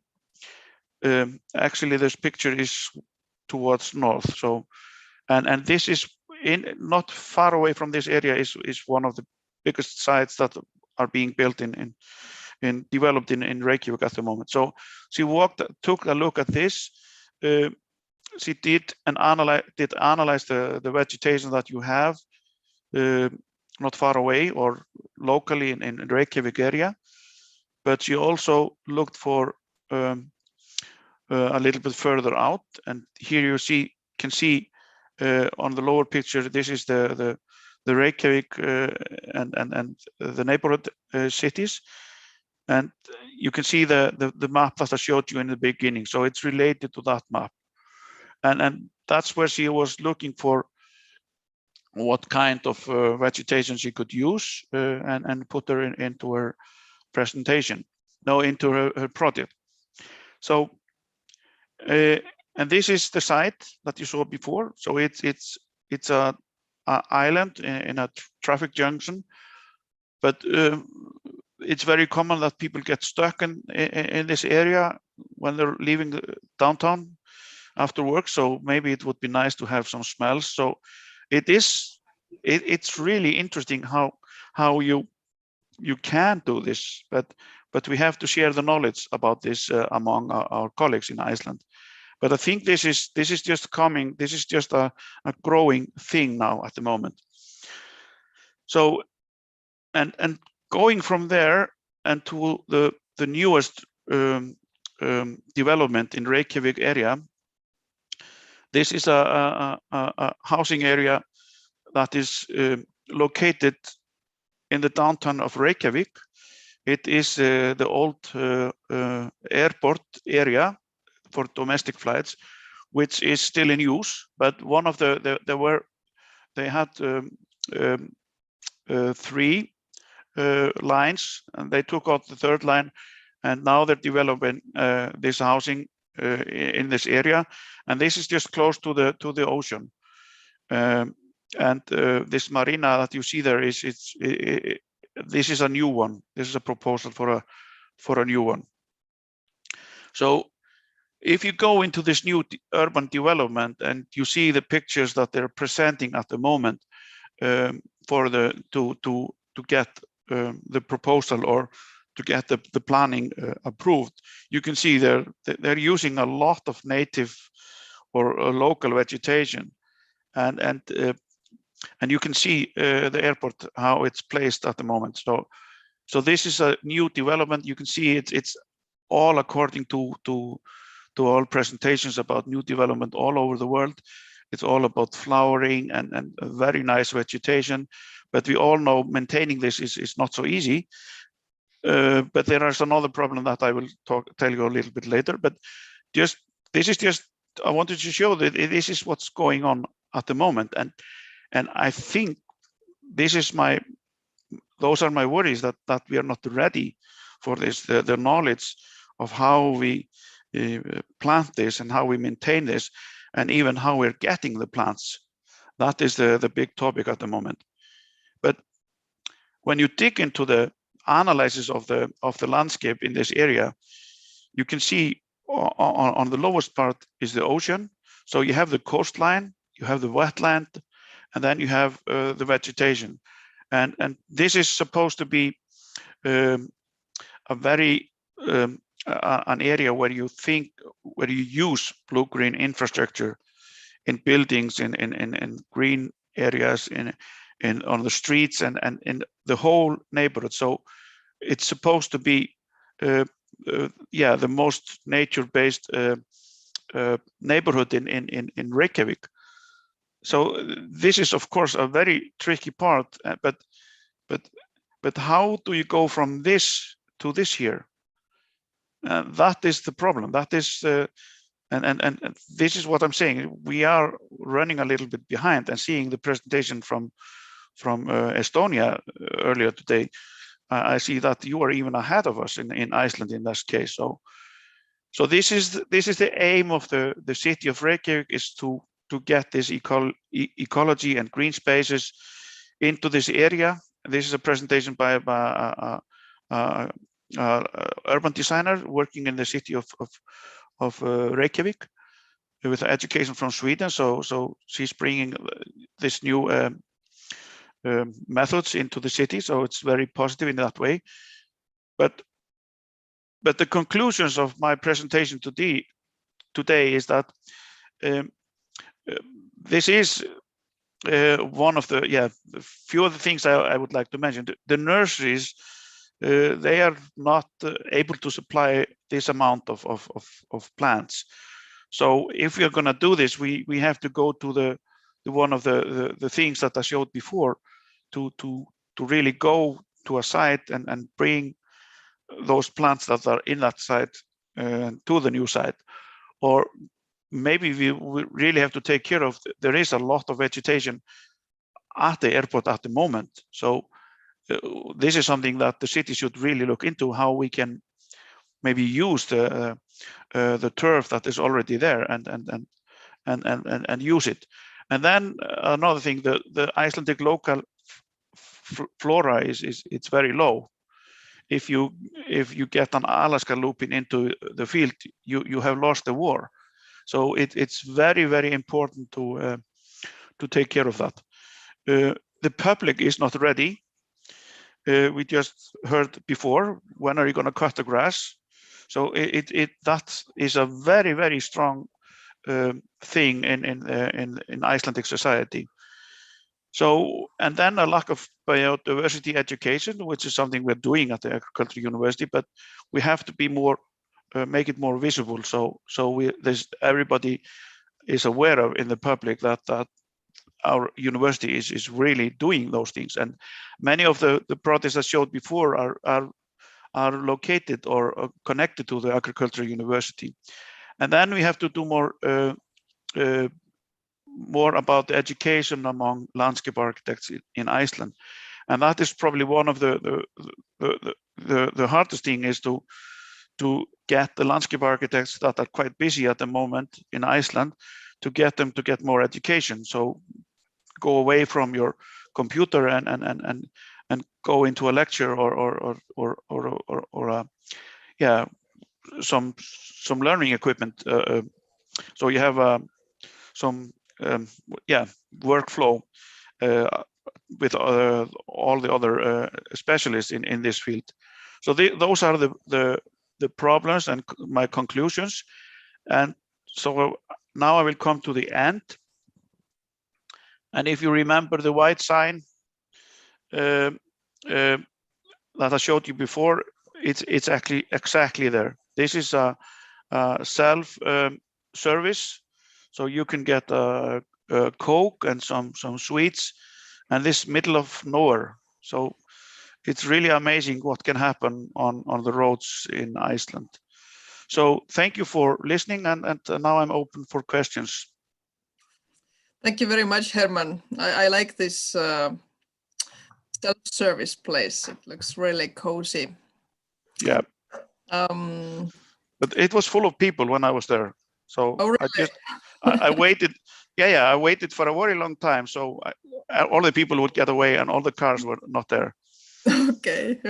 So maybe it was. Picture. Maybe it was meant to be so I could talk with you. So now I stop sharing. Is that okay? Yes, you can do that. So yeah, I mean, you concluded that we really need education about this topic, and I think this is something that has gone through a lot today in the presentations, that some of us have done some kind of research, and even if some of the landscape architects have the knowledge, then the maintenance people or the governments, they don't have the knowledge. So yeah, we have a lot of work to do in this field. Does anyone have any specific question for Herman, or can we, go on with the overall discussion? I think we can go open us. Yeah, sure. Then I think questions. I have questions, but I believe it will be like better to have open discussion, and everyone please welcome and come and share your face or not face, or write the comment and question in chat. Also, we have around 14 people in YouTube following our live stream video. So it was shared at the beginning when this seminar started. So we are quite a still big group. Happy to see that. And maybe I will start with one question. We are going through this biodiversity, nature-led nature design. Still, by seeing Gilles Clement's works and seeing other landscape architects' works on this direction, I am curious. We are somehow denying and saying not beautification of landscape and not making this aesthetically from one side, but from other side, there are some compositions, there are some beauty, some so my question would be how you observed something, how you can say some patterns or translate this also and to this art language of what we are doing in this field. Mainly, maybe I'm asking to Elzelina, maybe you can think, but have you thought about that? Yes, yes, I've thought about it. And actually, I think there's an answer to this. We can work with local vegetation, but still have a work on the space frame for it. I mean, we may, like Herman's, I think one of the examples he showed how these leftover from roads and roadsides can become actually local plants or local garden plants.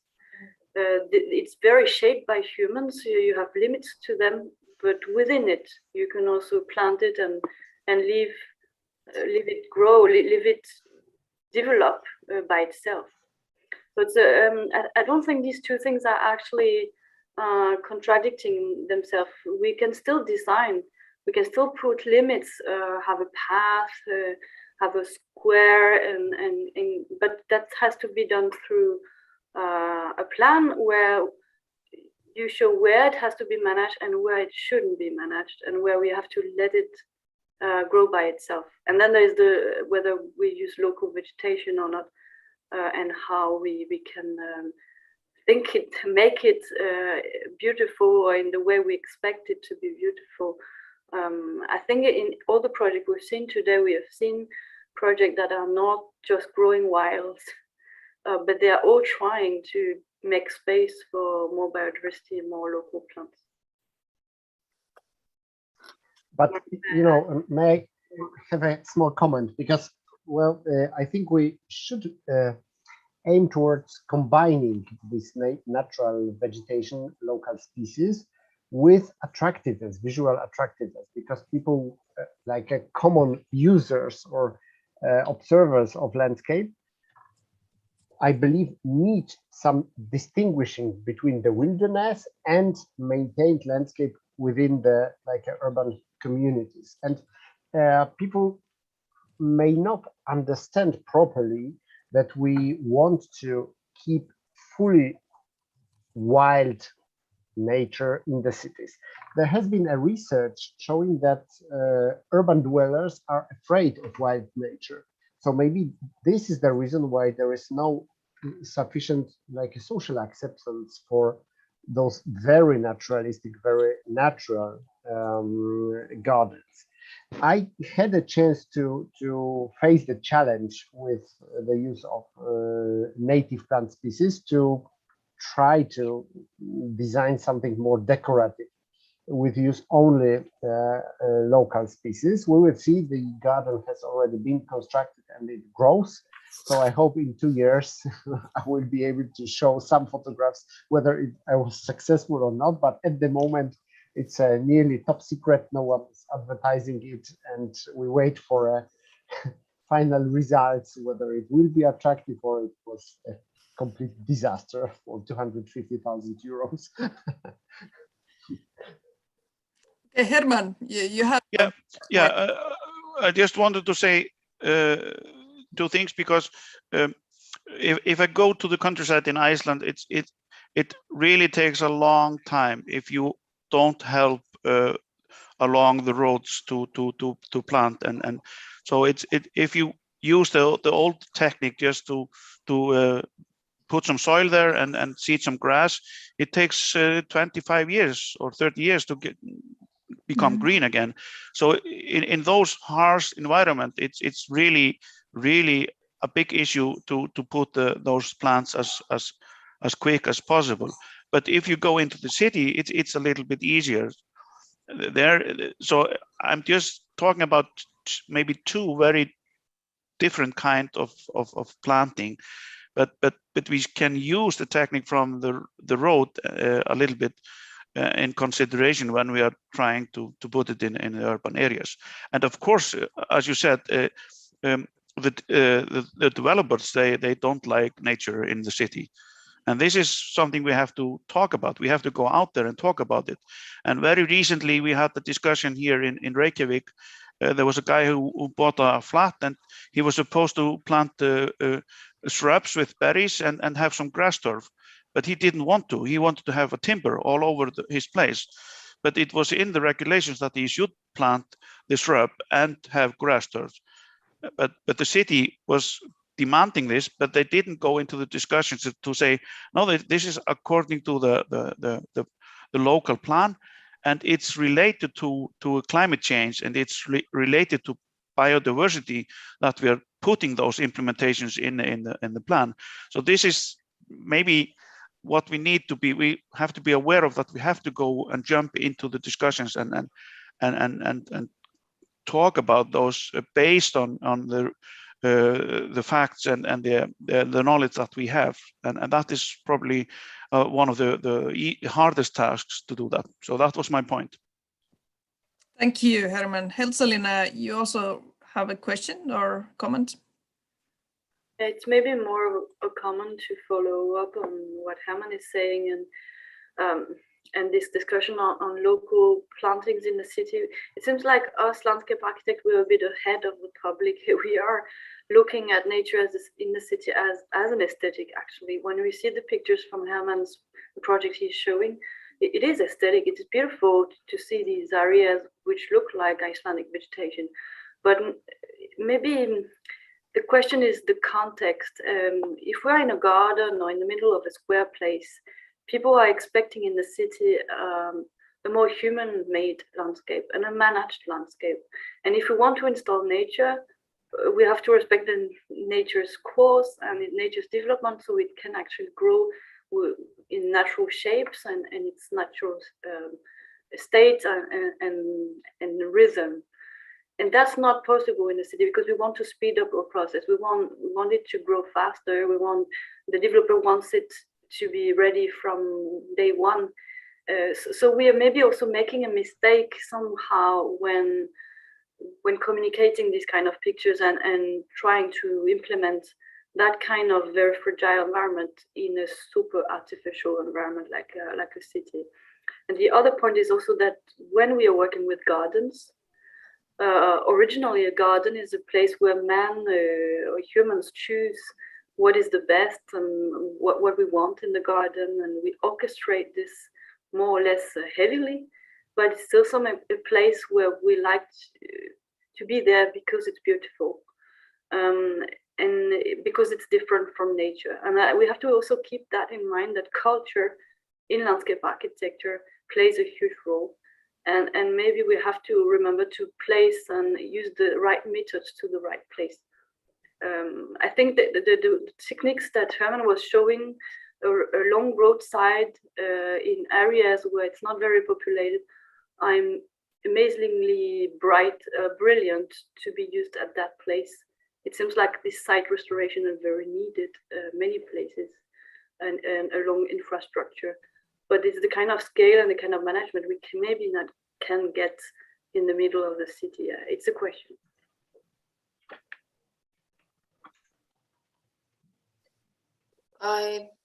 While Herman is coming, I also wanted to say that I think this, I was in 2005 something in Iceland, and I was impressed about challenges what landscape architects have in Iceland, and with what materiality you should design your landscape. And also your presentation showed I'm somehow slightly know that in Japanese moss gardens, they do the same, this souring and putting like sour milk to get these mosses faster.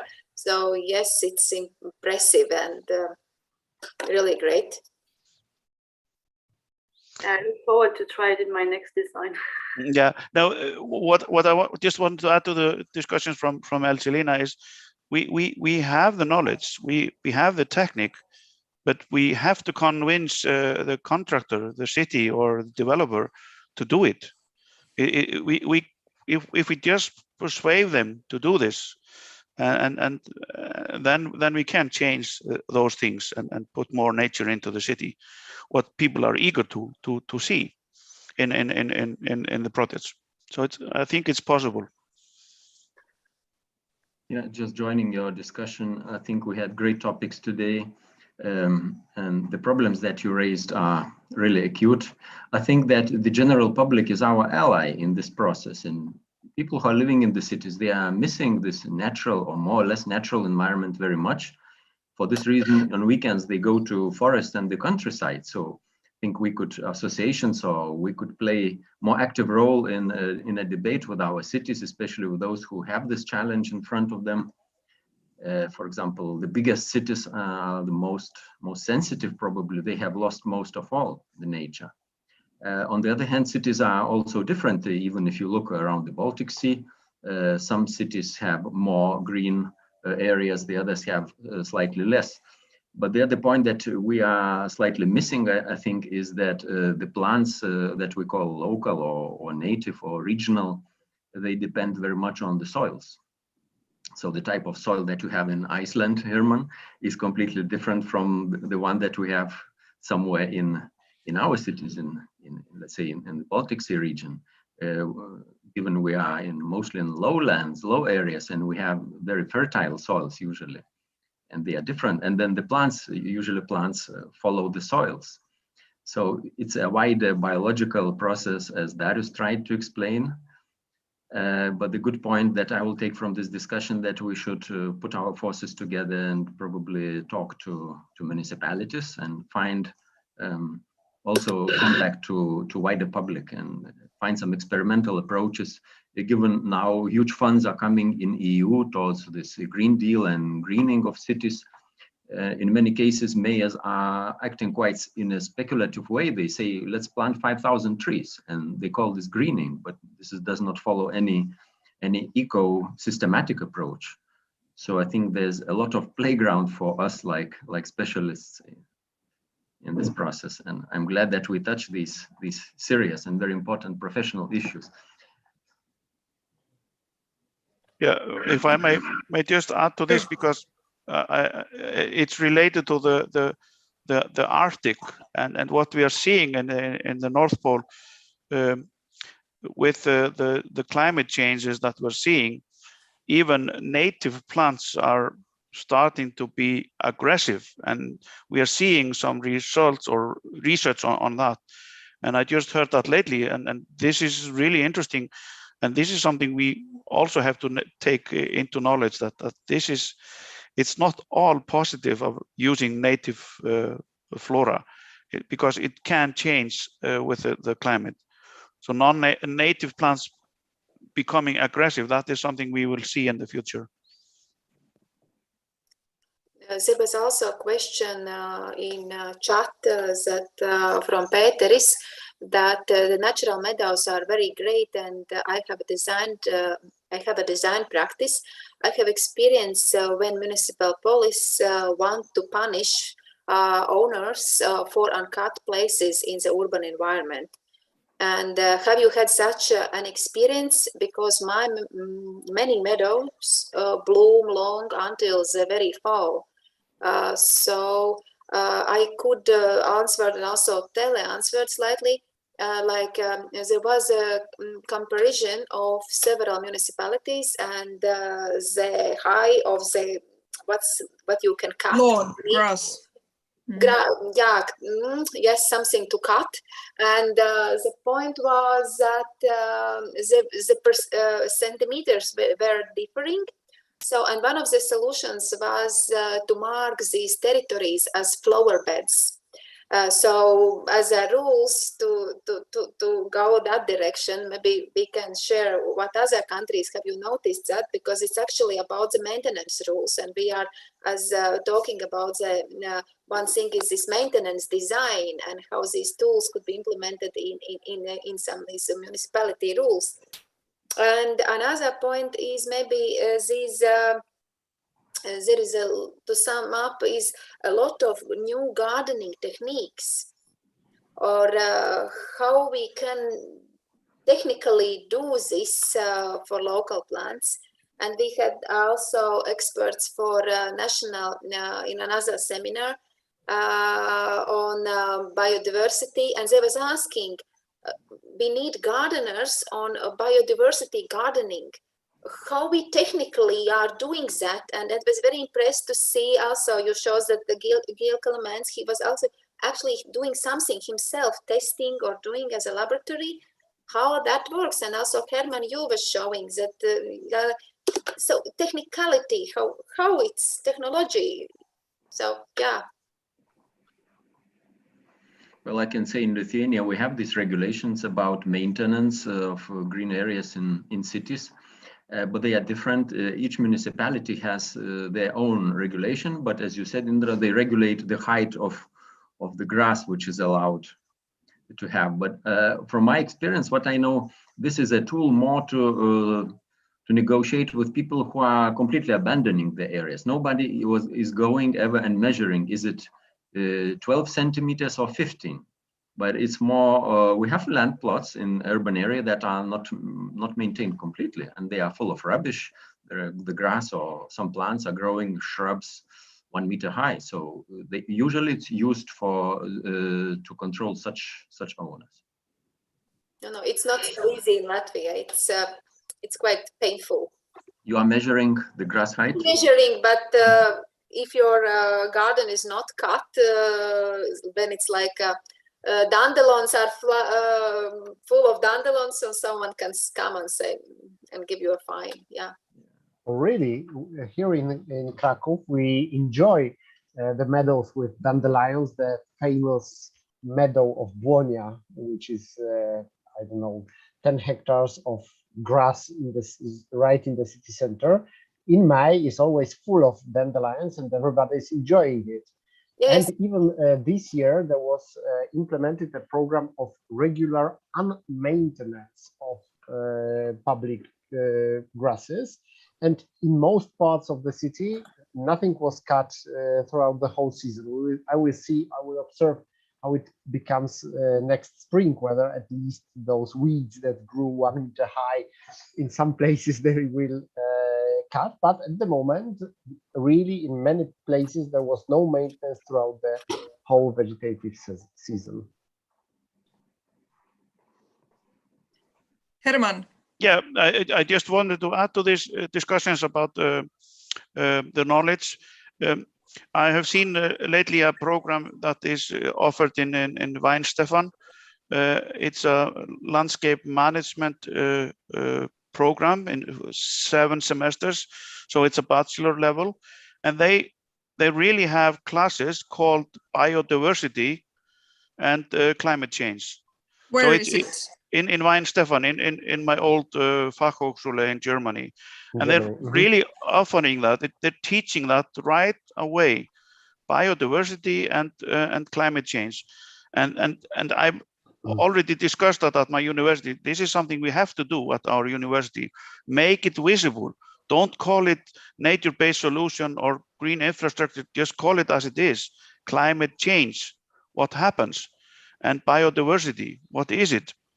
So we bring those topics into the discussions right from the beginning in the education, and then those people go out and start talking about it. So we have how do you say it? We have to do it. It's our task to do it. Yeah, I guess this is something that we as the professionals can. Well, of course, Herman is also connected to the university, but those of us who aren't, we can let our universities know that this is really a necessity, and then you really have to into the curricula. So I believe that those of us who are involved in IFLA Europe teaching programs should somehow start this process of implementing into at least those IFLA certified high schools the programs of biodiversity, local plants use, etc. This is very important because once we don't have it like a forced, no one will specialize in it, especially that this is rather complicated stuff.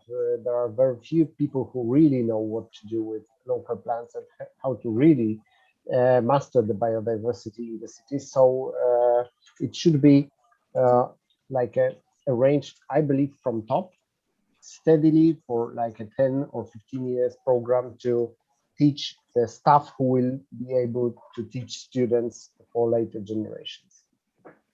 To interrupt then, maybe next topic of our seminar is biodiversity gardening or biodiversity maintenance, and maybe we can find speakers also on these topics in these angles. Yeah. Selina. Yes, I completely agree. I think the education has to move on, and even in Denmark, we have a hard time finding enough space for several planting design courses. We only have one on a bachelor degree, and lots of master students are actually coming from other bachelors where they haven't got the course, and they go to the whole study without any planting design education. And it's a course, it's only one course, and it cannot gather everything: biodiversity management, design with plants and plant phenology. Everything is cannot be contained in only one semester course.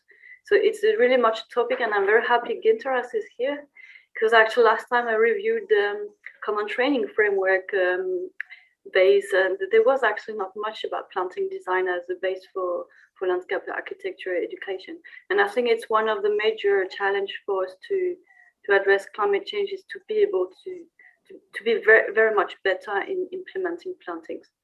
We have to evolve, and we have to be able to communicate, but for that we need to be very strong technically, and we are not. There are the biologists that are employed by landscape architect office for that, not landscape architects. And it's often been a critic for us, because we make very beautiful presentation visuals about nature, but we cannot implement it. So there is a lot of connections, because you're not the only responsible. Gardeners are not able to manage these things neither. I mean, in Denmark, we have a huge crisis about gardeners, maintainers. They haven't got the knowledge neither.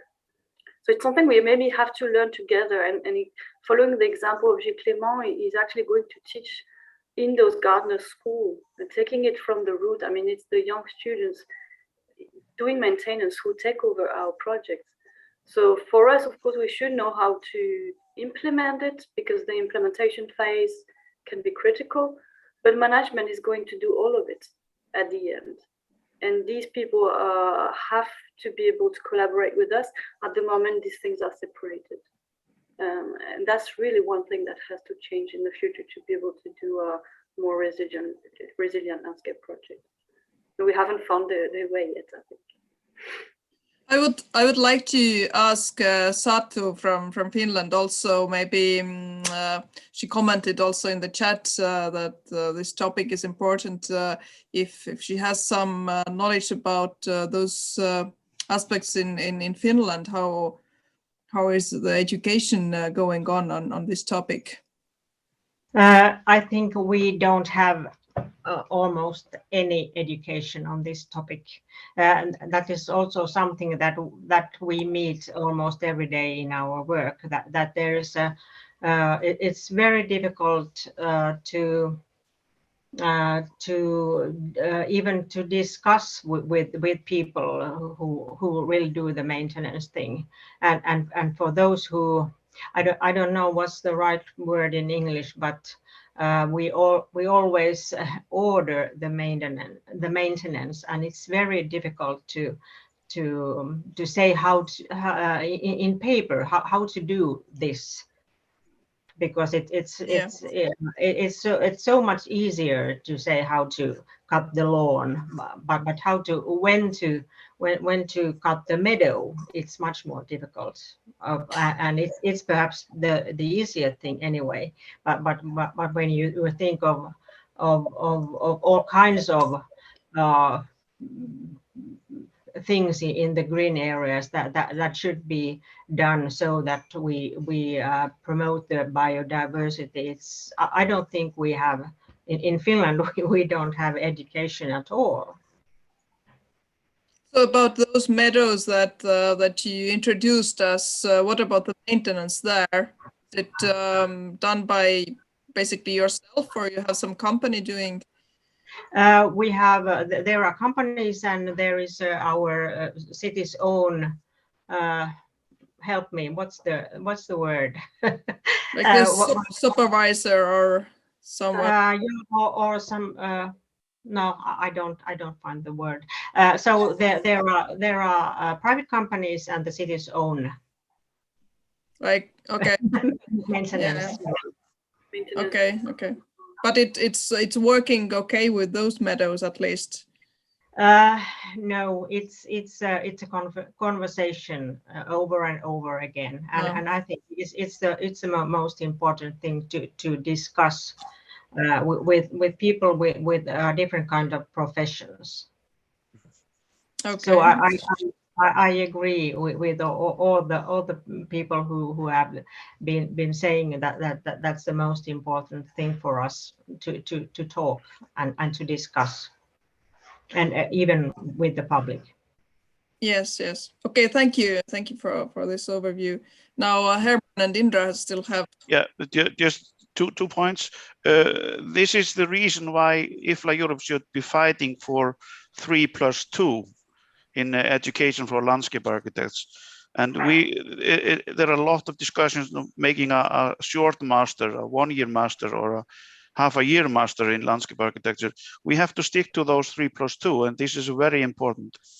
The other topic is about the maintenance. In some projects that I have worked with the planting, I'm trying to get a maintenance plan into the tendering document. So after the project is finalized on the site, someone takes care of the planting for 2 or 3 years, and maybe maintenance planning is something that we have to add to the things that we are doing as landscape architects, and really stick to that. And that was my point to that. But maintenance is of course a crucial thing after they have finished planting. So that's why it's important. Thank you. Indra. Yes, I am curious. Are in our representing countries, how are about the landscape gardeners education?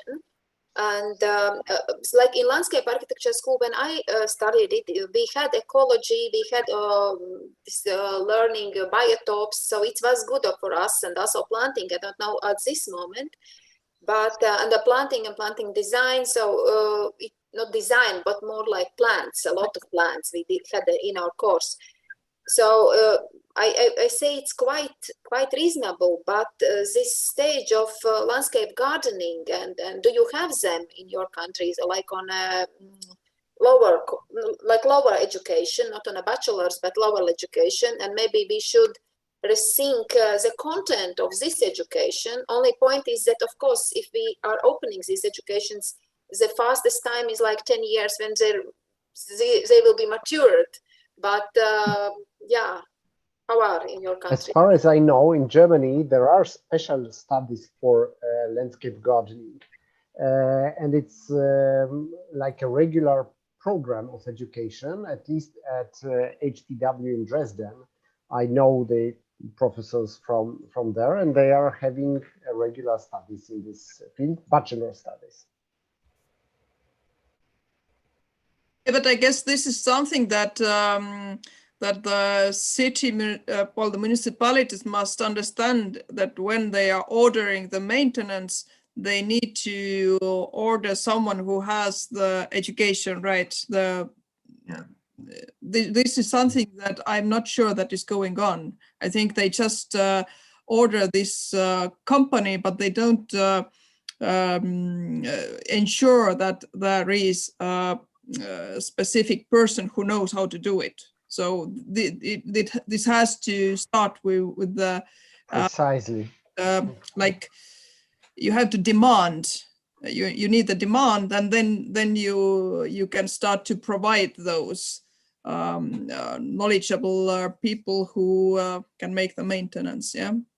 And have this whole life cycle in a process. Yeah. From exactly. As it was written by Ilva Petrik Laite, is that there's like this planning together with maintenance and design in between. So like more long process. But like in Latvia, we have landscape gardeners, but they did more studied this beauty gardening, I would say. This is exactly not the way, and if we are reading the title landscape gardener, it means totally different from today's seminar. Yeah, today's understanding is quite different from the academic gardener, or classical gardener. Yeah. But I just looked into the education of gardeners in landscape construction in Iceland. They have an introduction in ecology. At least they have that. Introduction, but that's all. Yeah, that's all. But not biodiversity or climate change. But this is something that needs to be changed. So I think this is important. Exactly. Yeah, this is a good point what Indra rose. I remember in Lithuania several years ago, we started collecting information about universities who are working in landscape architecture field. And you know that this year we started new landscape architecture program at Vilnius Tech. And simultaneously, as a second phase, we started collecting information from colleges, what Indra called this other level of education. And they were, currently we have 2 colleges in Lithuania that are training landscape designers or landscape, whatever you call this, landscape people who plan, who design landscapes. And we get into contact with these, with the heads of these schools. Our concept was, as long as you need longer and more thorough education for landscape architects, minimum 5 years, let's say. So in colleges, they are working for 3 years. So there could be a sort of subdivision of tasks and responsibilities that for planning, you need longer education, and for maintenance, maybe colleges could take this over. But there was very interesting response from these college managers. They said, we tried to rename our programs and we tried to emphasize this, but then the students don't want to come. They all want to design. They don't want to go into landscape managers profession. And then they had to put this between the lines, landscape design again, but of course they are teaching management aspects as well. So it's not so easy to attract the young people into this field, into this well-paid, very professional, high-skilled gardener in a good sense of this word.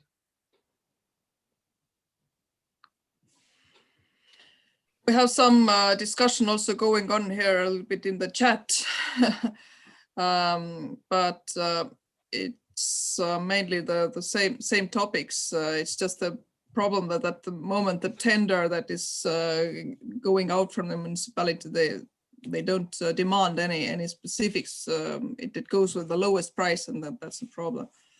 Yeah, but they just don't realize what they might require from companies. Yes, it's the question of being knowledge. Yeah, the question of know-how. Yeah. Mm-hmm. Okay, I think we are 5:15, and we need to start closing up. I think this has been very necessary discussion and very necessary points also given during the presentations, and at least me myself, I got some things to think further and then start to make a strategic plan how to put things into work a little bit. I hope that it worked for you also like that.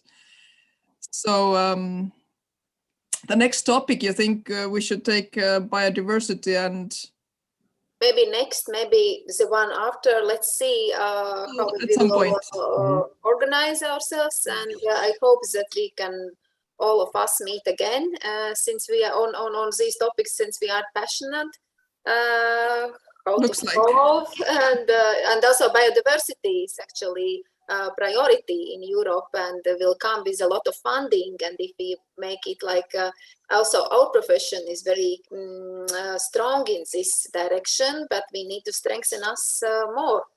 So yes, I really, there still are a lot of comments in our chat. Yeah. As city meadows from Latvia, so yeah. There are some good examples from Riga also that are pointed out here in the chat. So yes, I think we have some good examples. We also got some good examples from our today presentations, and we have now an idea for all of you to come and visit Estonia, and some other nice ideas. And maybe if you figure out that there are some other nurseries like the one that Merle was talking about, I think this would be really interesting to visit and understand how those are really working. In Latvia, there is also put them into use. Yeah, in Latvia, there is also a movement of selling native plants, and I'm also curious to understand where they found them, because it was an issue of seeds, native wild flower seeds. Yeah, exactly. Well, when demand is there, so the business are moving on. I mean, the public in Denmark has got crazy during 2020 and the COVID time to seeds everywhere, and the seed supplies are completely low now. And the same for the plant nursery.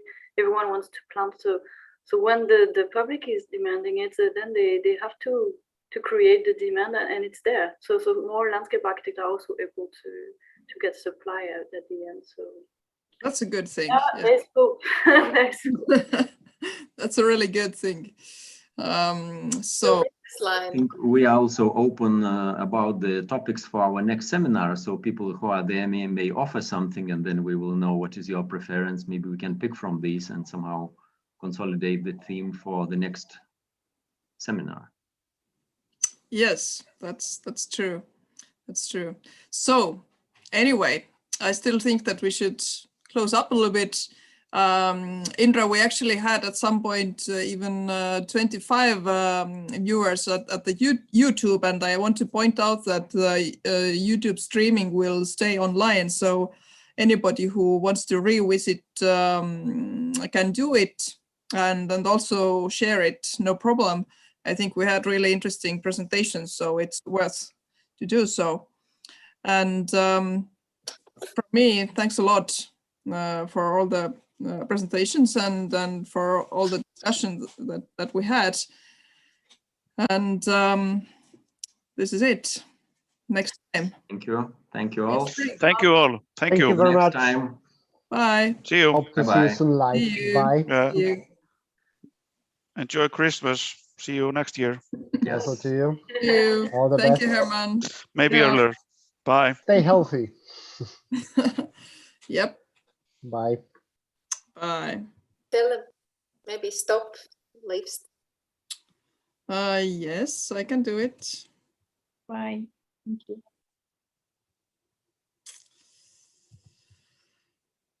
Yeah.